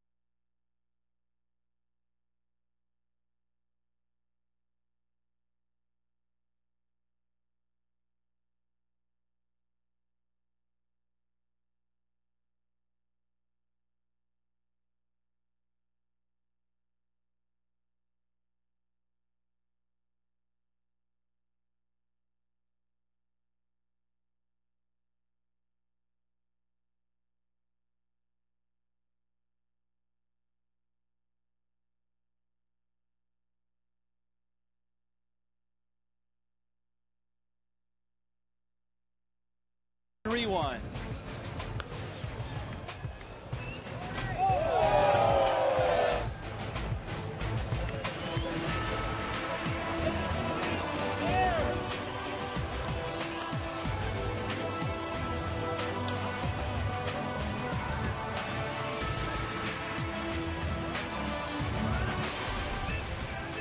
AT, the nation's fastest 3G network. Apparently, Landshark Stadium, they did not have AT&T, Tommy. That is the problem. And that is why it pays to have AT&T. And that's how Todd Coffey got called into this game. It was get me the big right-hander up. And so Coffey walks into a bases loaded, nobody out situation. The Marlins have a chance to crack this one open. Hermida at the plate. Well, you think about it, they've taken the lead here in this inning. The hardest hit ball was the base hit of Cody Ross's that started the inning. Hanley's hit was an infield hit. Coffey has been a big part of that bullpen for the Milwaukee Brewers. That one's fouled back. So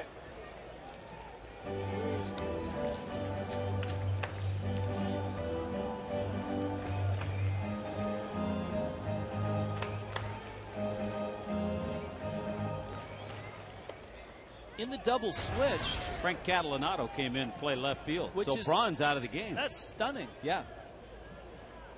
given the fact that Cameron had to come out of the game. And given the fact that the Brewers are going to have to score some runs. They're down by a run. And in a double switch, they take out one of the best hitters in the game. Bags are filled with Marlins.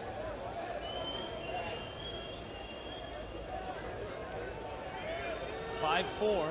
Marlins on top in the 6th.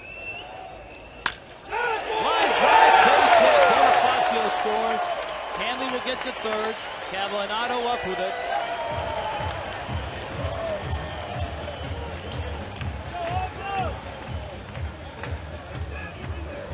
Yeah, this is the kind of inning the Marlins have been looking for and waiting for. Beautiful swing by Jeremy Hermida, his second base hit. He got 2 in a row and just singled sharply so hard everybody just moves up 90 feet. Bonifacio comes in to score, and the Marlins take a 2-run lead. And here is Ugla, and Jorge Julio can only watch.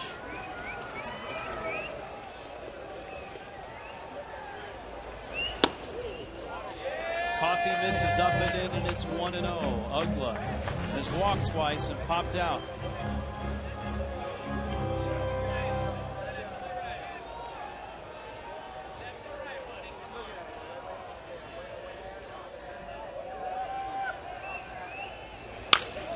Ugla, just foul.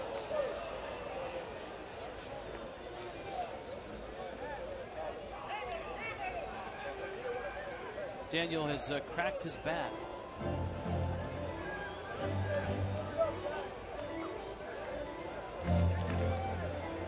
Four runs across in a variety of ways. We've had hit batters, an error by Fielder, a bobbled ball by Hardy that went for an infield single. Both Cantu and Hayes were hit. A walk. All that was under Jorge Julio's watch.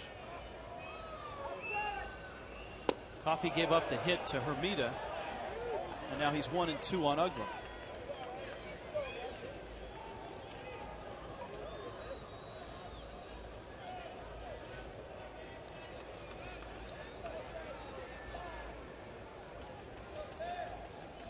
This is one of those situations you just want more.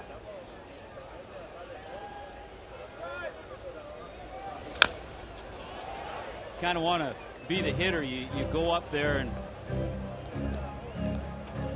7 men have come to the plate already. You don't want to be the first one who makes an out. Jim Presley, he likes to see those good swings. I know he loved that swing of Jeremy Hermida's.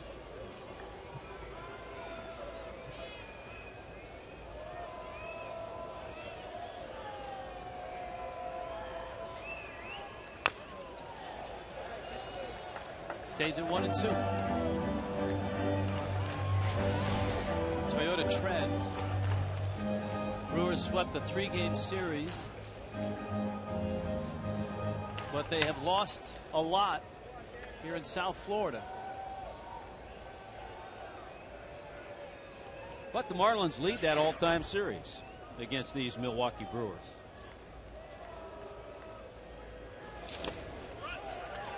Pitch in the dirt.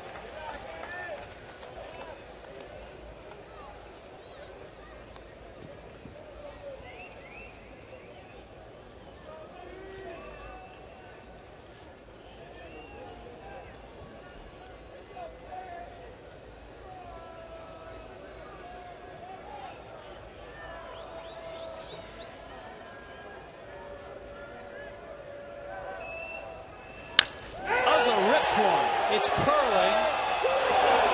Foul.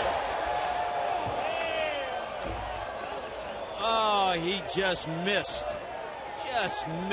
a grand slam.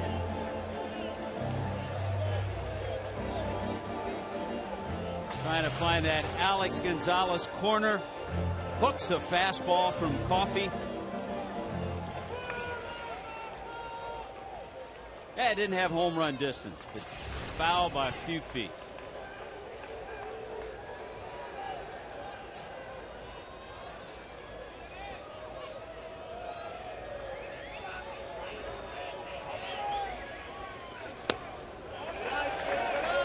Uggla's run the count now to 3-2.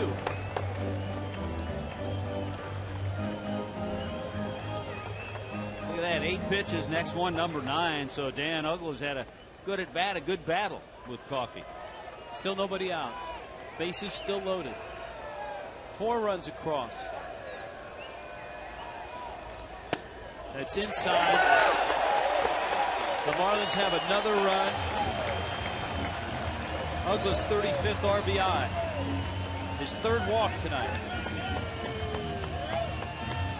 That's one area, if you look real hard at Dan Uggla's stats, obviously the batting average is not where he wants it to be. But Uggla this year now has drawn 30 walks. 45 strikeouts, 30 walks, not to mention the RBI that gives him 35 on the year.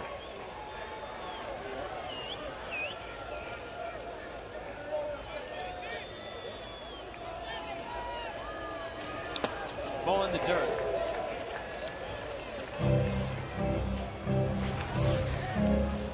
Yeah, Uggla's career high in walks, 77.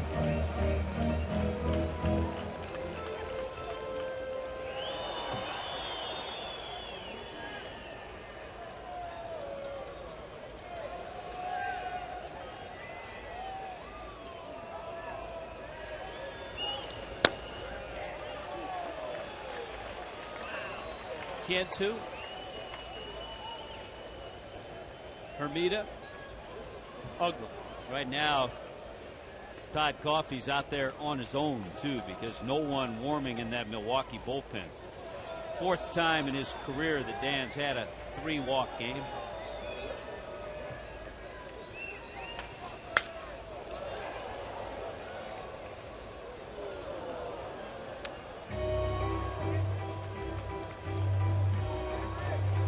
Well, no one's throwing. That doesn't mean they haven't tried to call down there.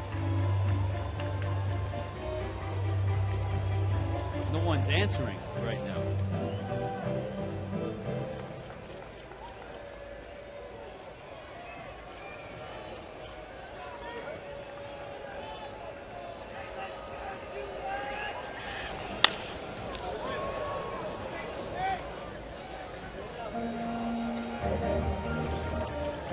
When did phones come in to the big Well, that's, I was thinking about that when we were talking about how managers used to have different signs. That's a good question. Obviously, much earlier in the big leagues, in minor leagues, most of the minor leagues don't have phones. Step out, give a sign to the pitchers in the bullpen.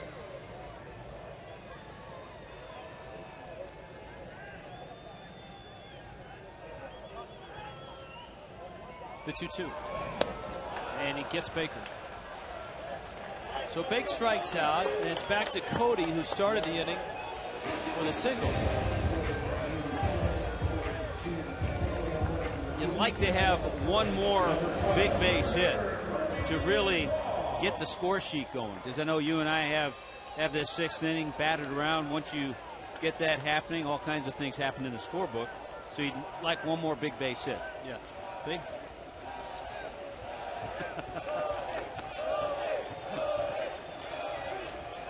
Here's where you have to get creative. Add a column. Yeah, I just add a column and then change the numbers of the inning for the next few innings.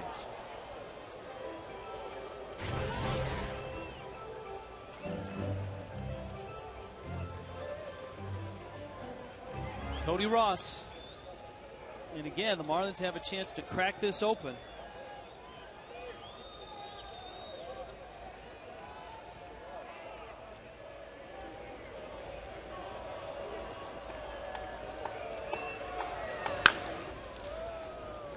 Oh, 2.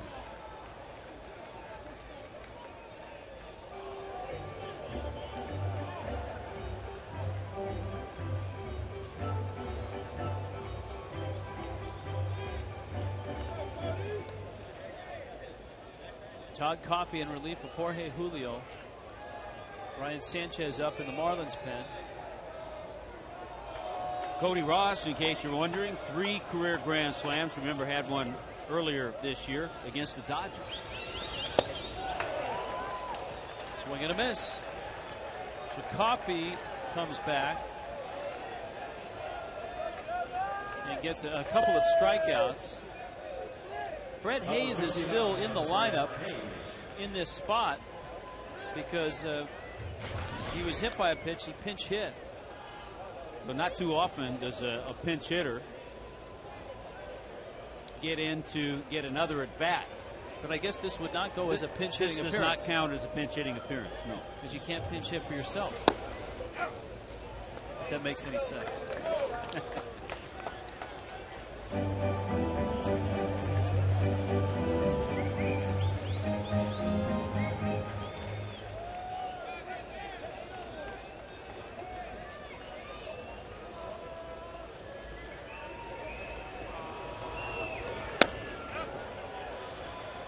Two.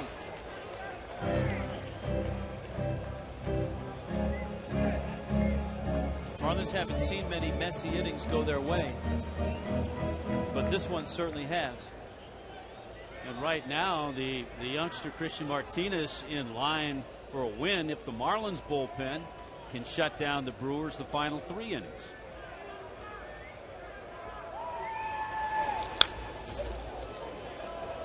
I've told this story before. I'll have to be quick. Roger Freed, part-time player, just pinch hit all the time. Pinch hit in an inning like this. Got on base, scored, but he never played anymore. So he went back in the clubhouse and went in the sauna. But his spot came up just like this, and Danny Ozark had to pinch hit for Roger Freed because they couldn't get him down on the bench on time. He was in the sauna? Yeah.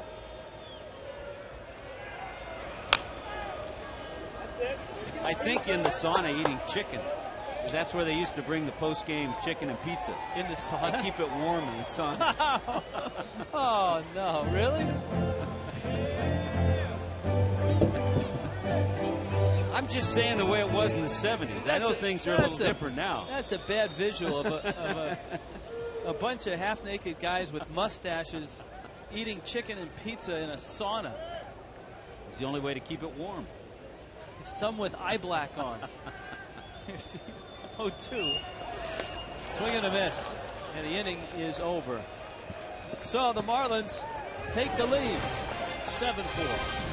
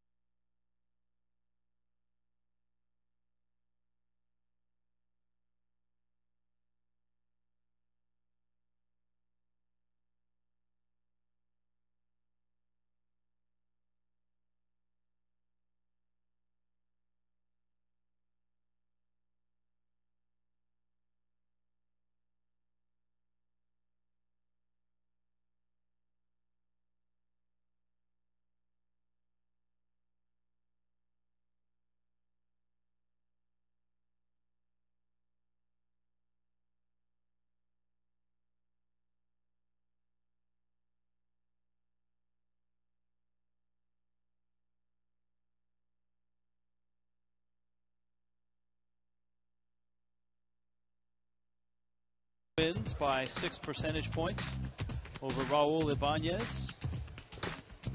They'll have a runoff in November. And the best slugger of all time, that's our question this week. Interesting question.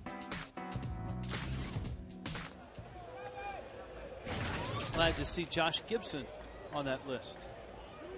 Yeah, I think the tough part about that, as Brian Sanchez gets ready to work, good numbers by the Marlin right-hander, is that people just aren't aware as much of what Josh Gibson did in the Negro Leagues compared to the players in the major leagues.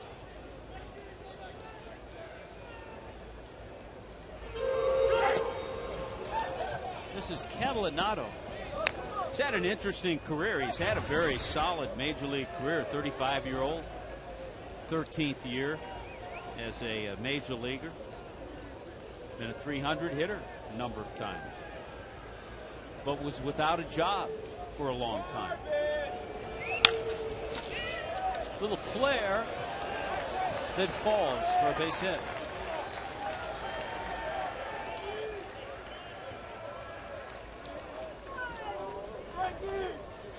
Baseball fans, $250,000 Mustang money tickets are now on sale. Register your non-winning tickets now through June 11th for a second chance to win great prizes that include a 2010 Ford Mustang V6 convertible, an ultimate Florida baseball weekend getaway, or $100 gas cards. Visit FLAlottery.com.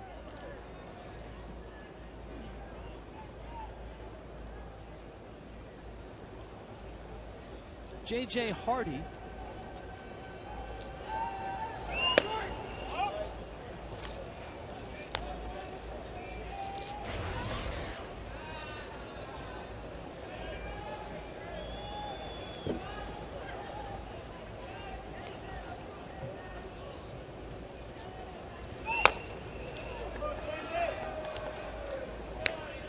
is up and in. Seth McClung is up.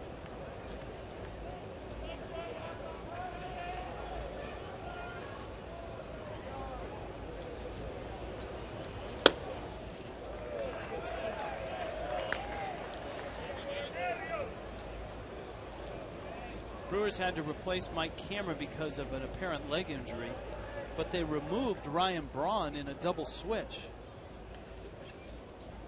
in the 6th inning. Now Braun's spot isn't due up for a while. This is Hardy. He's the number 6 hitter. Braun is was in the 3rd spot. That's the pitcher spot now.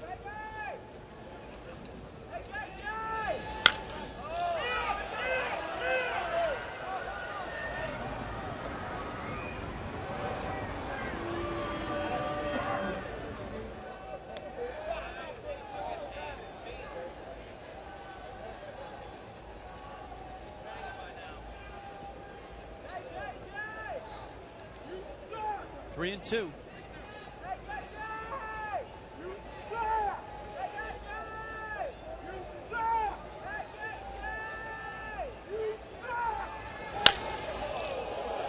In the air left field, hit pretty well. Coughlin back, just short of the wall, makes the catch. That's a nice out because Brian Sanchez had fallen behind J.J. Hardy, who certainly has power. We know that. Was able to come back, got him on that long fly ball. Didn't sound like he hit it all day. Almost sounded like he broke the bat. But Sanchez will take the out and go after McGee. McGee has been a problem for the Fish. 2 for 3 in this ball game. 7-4, Marlins on top.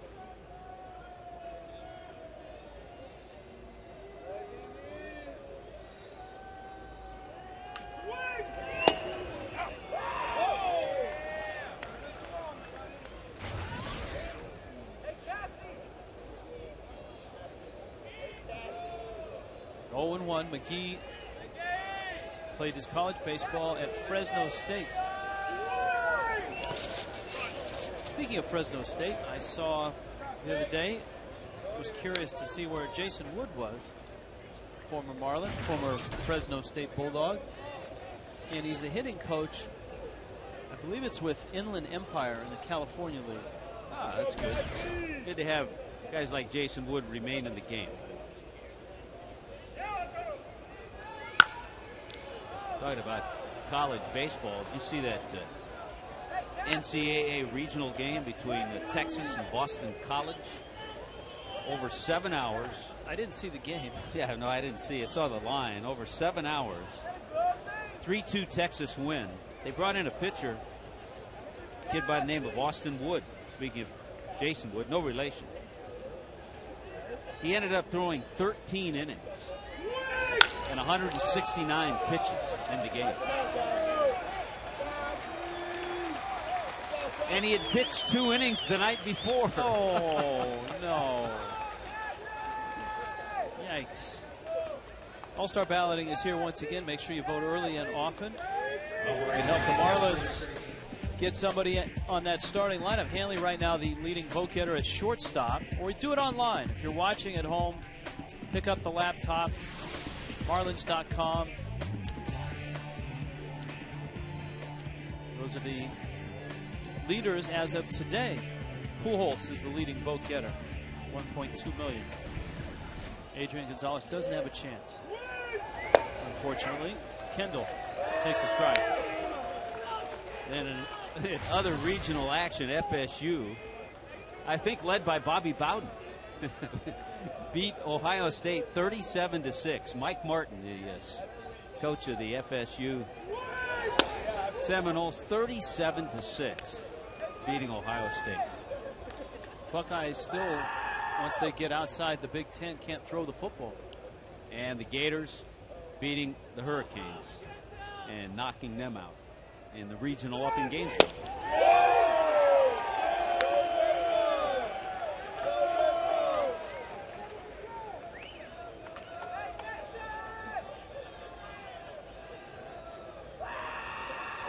Jason Kendall.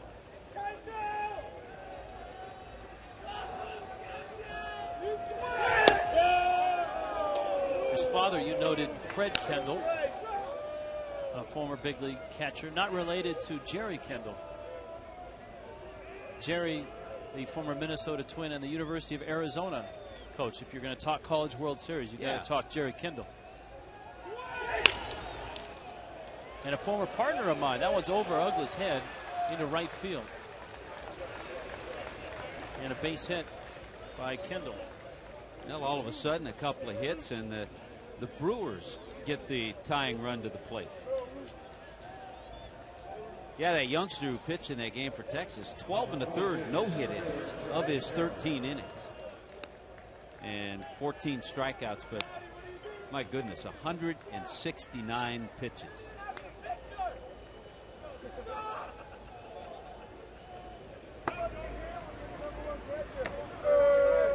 There's word that he's not available today. You think? We'd like to stay away from Austin.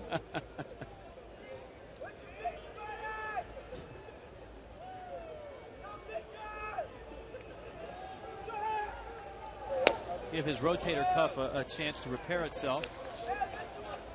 You hope that the youngster is fine. By the way, this was an interesting trade that the Brewers pulled off, acquiring Jody Garrett. Acquired Garrett from the Padres. Line shot at Uggla. Hold that thought. There's a good story to it. It's a good little tribute. Yep.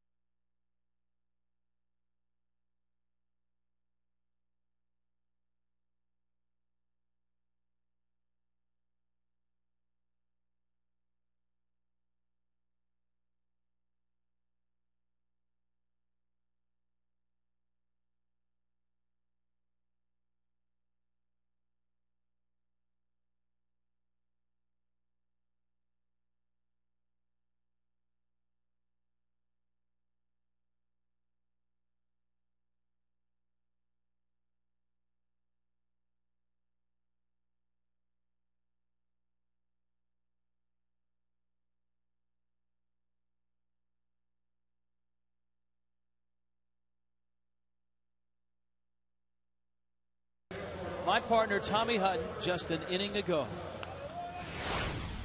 Many times on the road trip, and the Marlins did go 3-3, but they were in every game. And often there were times when you looked for that big base hit and that big inning. You wanted it, you got it.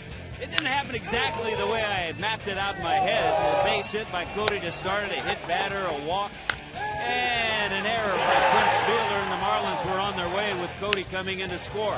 Hanley gets an infield base hit, put an RBI alongside of that as well. Another hit batter, Jorge Cantu. That was all off Jorge Julio.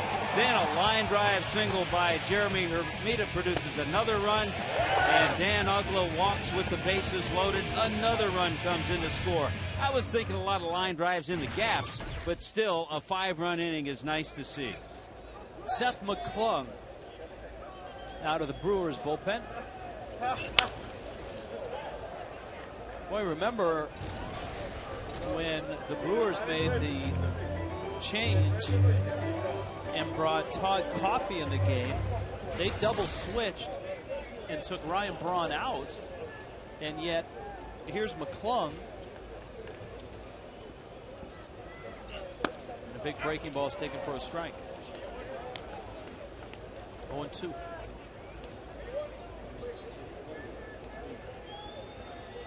Chris Coghlan in the leadoff spot is 1 for 3. RBI single, a couple ground outs. It's another little nuance we're seeing all the time now when Freddie made the change to get Chris in the leadoff spot and have Bonifacio hitting in that number 2 spot.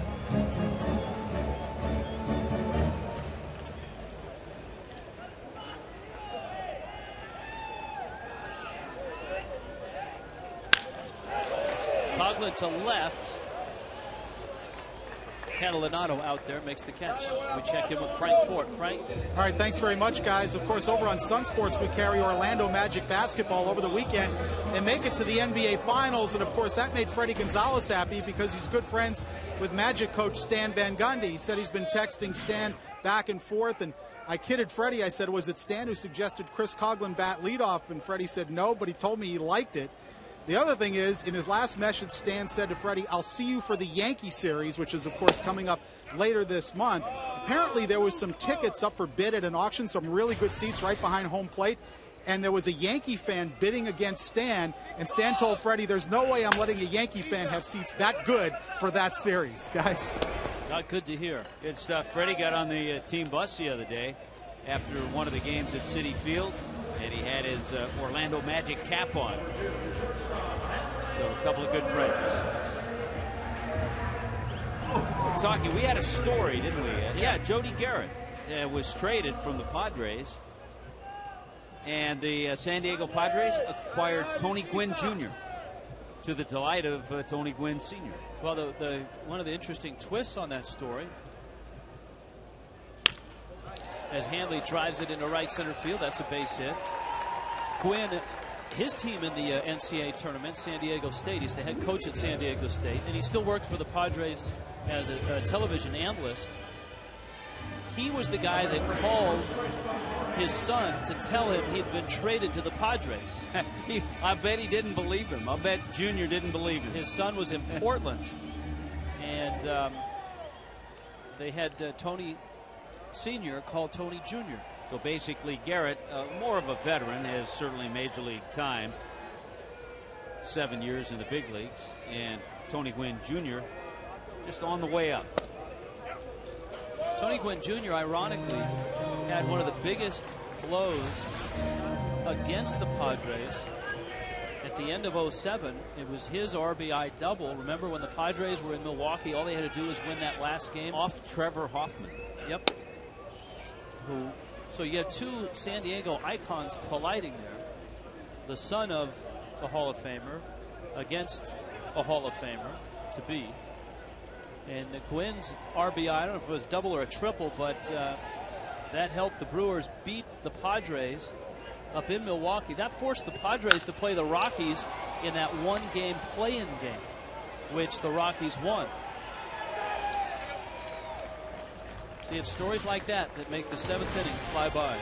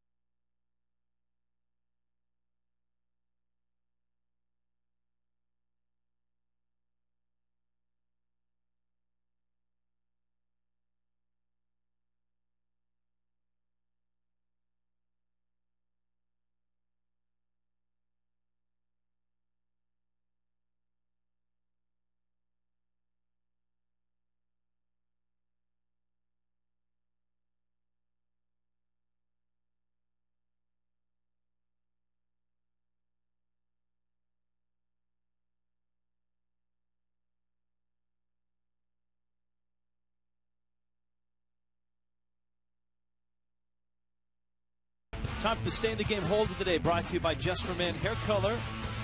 Dan Byer, Leo Nunez atop the list. Just as middle relievers keep their team in the game, you too can stay in the game with Just for Men Hair Color.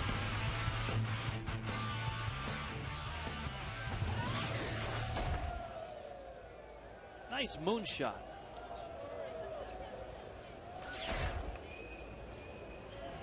The 8th inning belongs to Leo Nunez. Corey Hart, Bill Hall, and not Ryan Braun. In the 8th, Brett Carroll's in right field.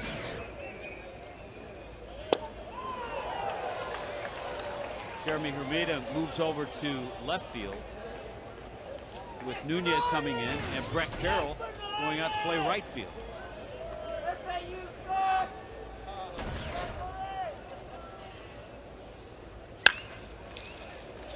Sharp ground ball, Hanley. Got it. Hart runs pretty well, so that's a good play by Hanley. The ball was hit sharply. I like the way Hanley stayed with it. Got down and got it right away and made a strong throw to get him. Ball climbs up his arm. There he is, bare hands, and fires.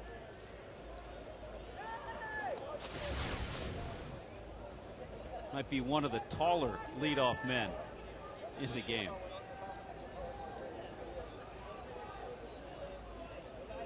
Bill Hall's 1 for 4. Man, this has really been an odd game the way it's unfolded.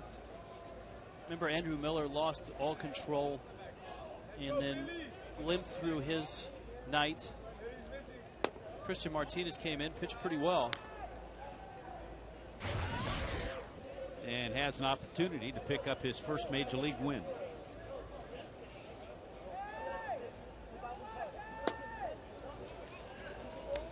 Nunez misses outside. Carlos Villanueva in the bullpen. Yeah, Nunez, the way his delivery is, I don't think when he comes in his shirt tails out. He throws with such a violent delivery and comes off the mound that his shirt comes out. And after a few pitches, that's the look. If this were the NFL, he'd be fine. I'm sure there'll be some manager somewhere down the road that'll complain, or an umpire, and he's already being told to let's get a little tuck job.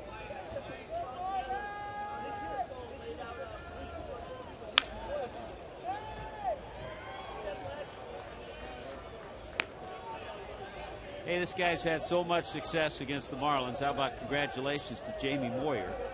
Last night picked up career win number 250. Beat the Washington Nationals. His teammates had a champagne toast for him.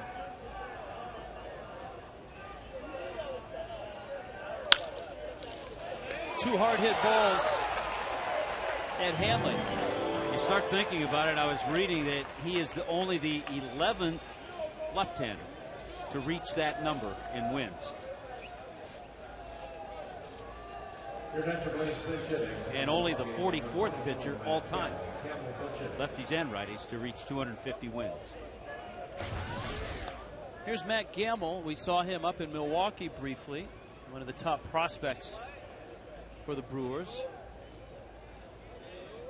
Gamble is a Jacksonville kid out of Bishop Kenny High School. Yeah, and this is that spot, as you talked about with Braun, when Maka made a couple of moves, taking Braun out in a double switch. So Gamble batting for McClung.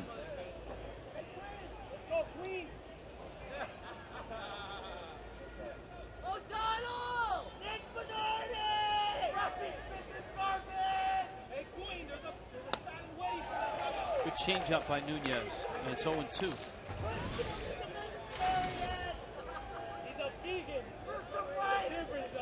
Gamble was hitting .336 with 8 homers and 31 RBIs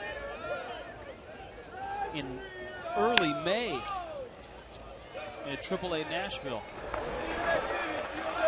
The 8th inning belongs to Leo Nunez.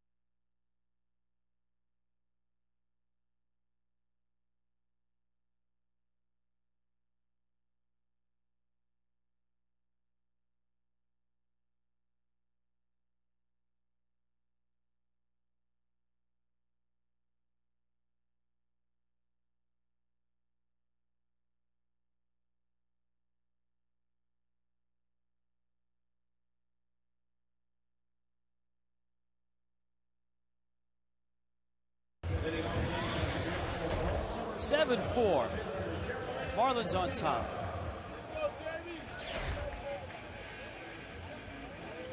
Villanueva does come into this ball game.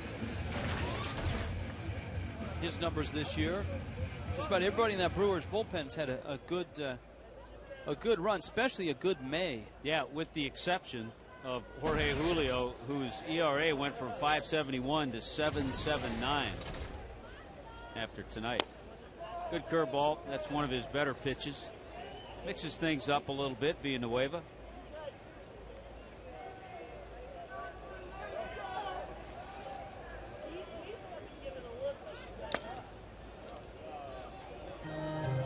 Hermida takes down low. Middle part of the lineup's done a nice job. Hanley with 3 hits. Jorge Cantu, a couple of RBIs, has 2 hits. Jeremy with 2 hits and RBI.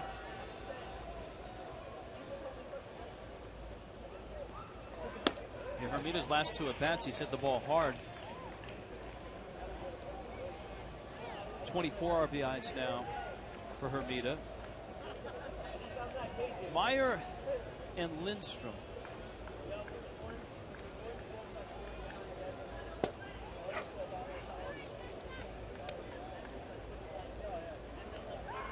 Now Meyer would be up in case the Marlins were to score a couple runs, you would expect. I know Fielder is due up. But even though he's due up, if it's a 3-run game. Yeah, I'd be curious because in New York, remember Freddie brought Lindstrom in.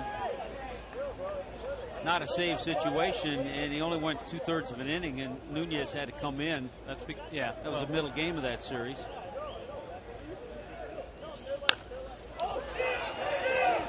And in talking to Freddie about that, and we've seen it all year long, you have to keep Lindstrom sharp by using him.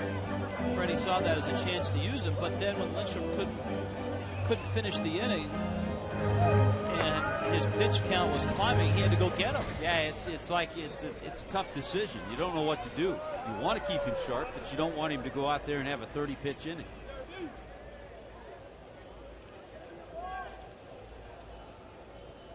(3-2). And I think, as we've talked to, and I know it's one of those things down the road we may see. I know Freddie's tossed it around. We could see Nunez and Lindstrom flip-flop as far as innings, 8th inning, 9th inning. But certainly that's a decision Freddie makes.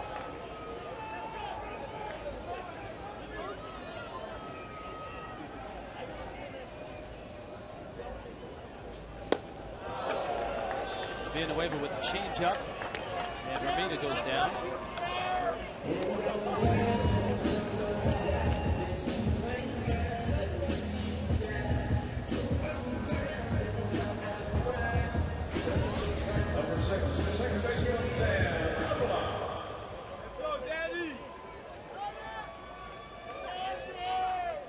Douglas walked 3 times.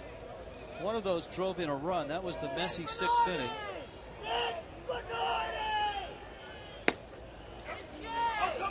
It was a good Messi, though. Oh, yeah. It was Jorge Julio Messi.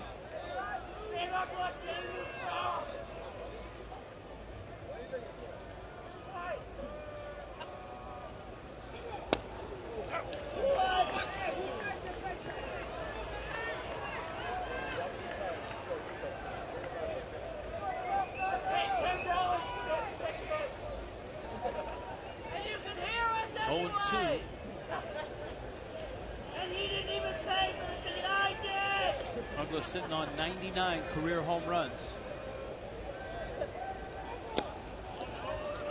You know, this is an opportunity, and we've laid it out. We've talked about it. It's a tough homestand playing some terrific teams, but it's also an opportunity for the Marlins to turn things around and forget about May, and also play better at home.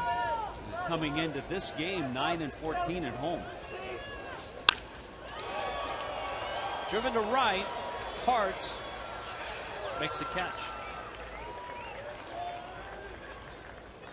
Yeah, you're right. 9-14 at home isn't going to get you anywhere. No, they've done what you like to do on the road, 14-14 on the road, but just 9-14 here.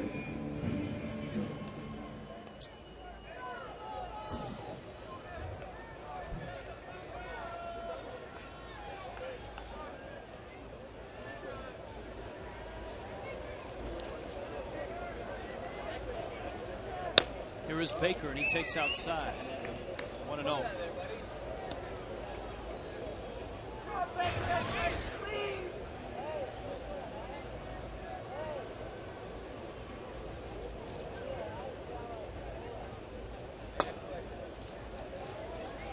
Bake has a base hit, but he has struck out 3 times.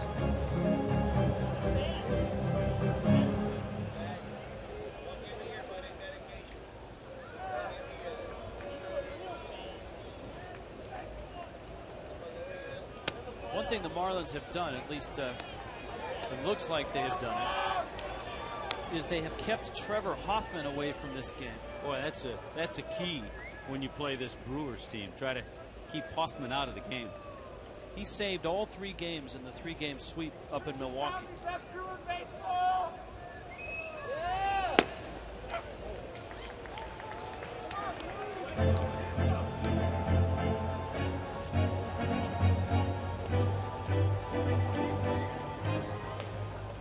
And all 3 1-2-3 innings.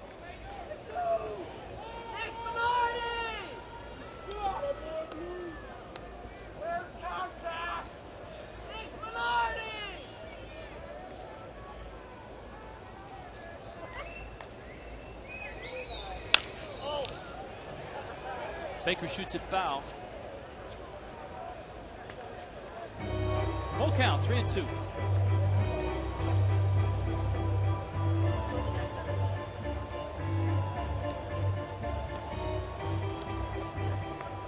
That's the 4-seamer.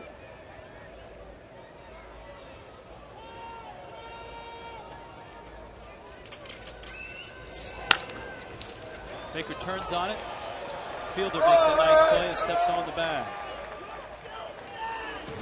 To the 9th we go. Let's see if Lindstrom can close it.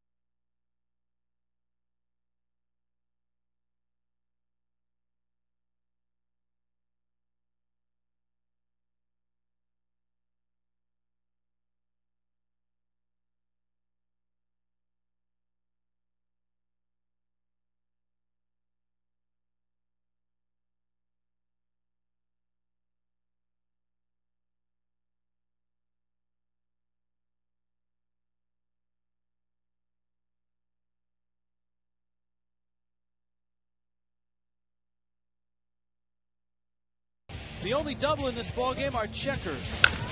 Double of the game. Well, it happened early on for Hanley Ramirez, his first time up. That came in the first inning for the Marlins. He came in to score on an RBI single by Jorge Cantu. Neil and Sonia Lockie, good friends, enjoying the game, and Marlins fans too. You would think in a 7-4 ball game, as Matt Lindstrom steps up, there would be more than one extra base hit. But that's all there's been.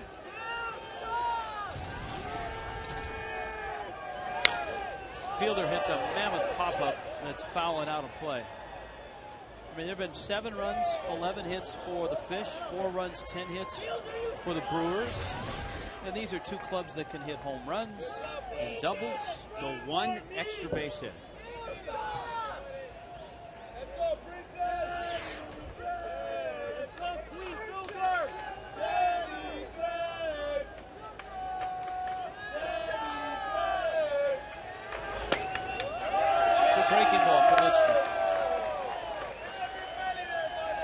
important outing, I think, for Matt Lindstrom.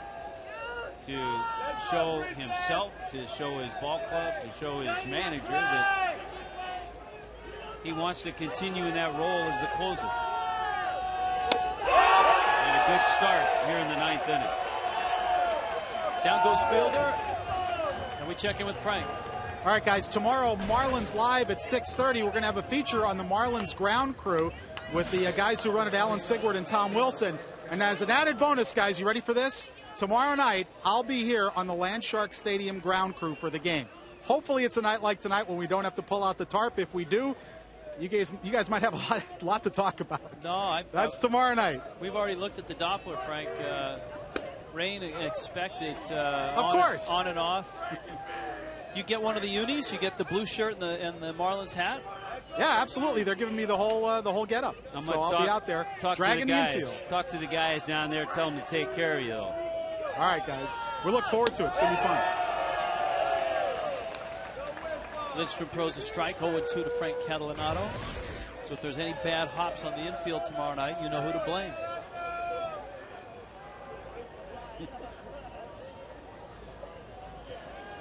Catalanato singled in the 7th. Just foul. Catalanato's name was one of those left-handed bats that was out there near the end of spring training. Around the time that the Marlins acquired Ross Glode.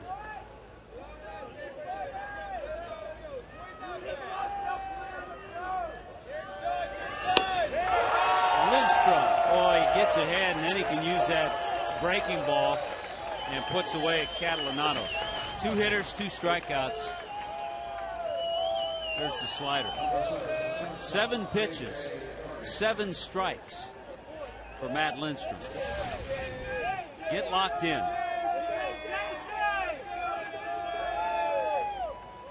J.J. Hardy.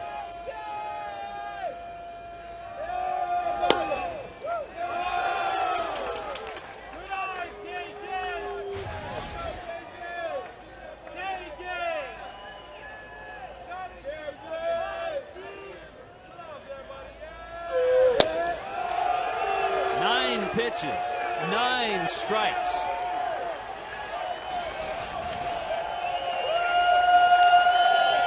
Well, a little knee buckle when you're thinking a 98-mile-an-hour heater, and you get that.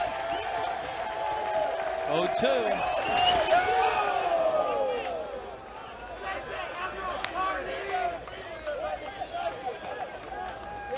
Lindstrom trying to close. Marlins trying to open this 4-game series with a win.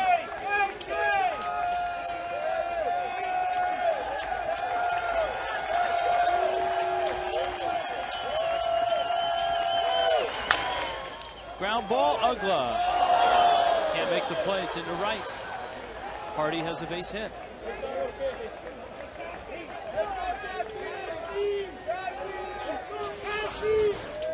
Dan Ugla shading up the middle, and Hardy crosses him up, tries to smother it, and the ball skips over his glove. It's a base hit for J.J. Hardy.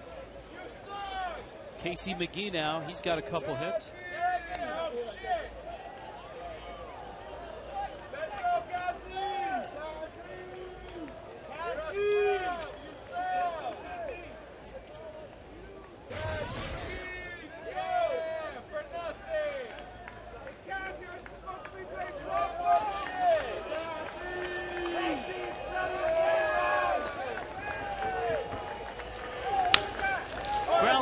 This should do it. Bonifacio to first in time.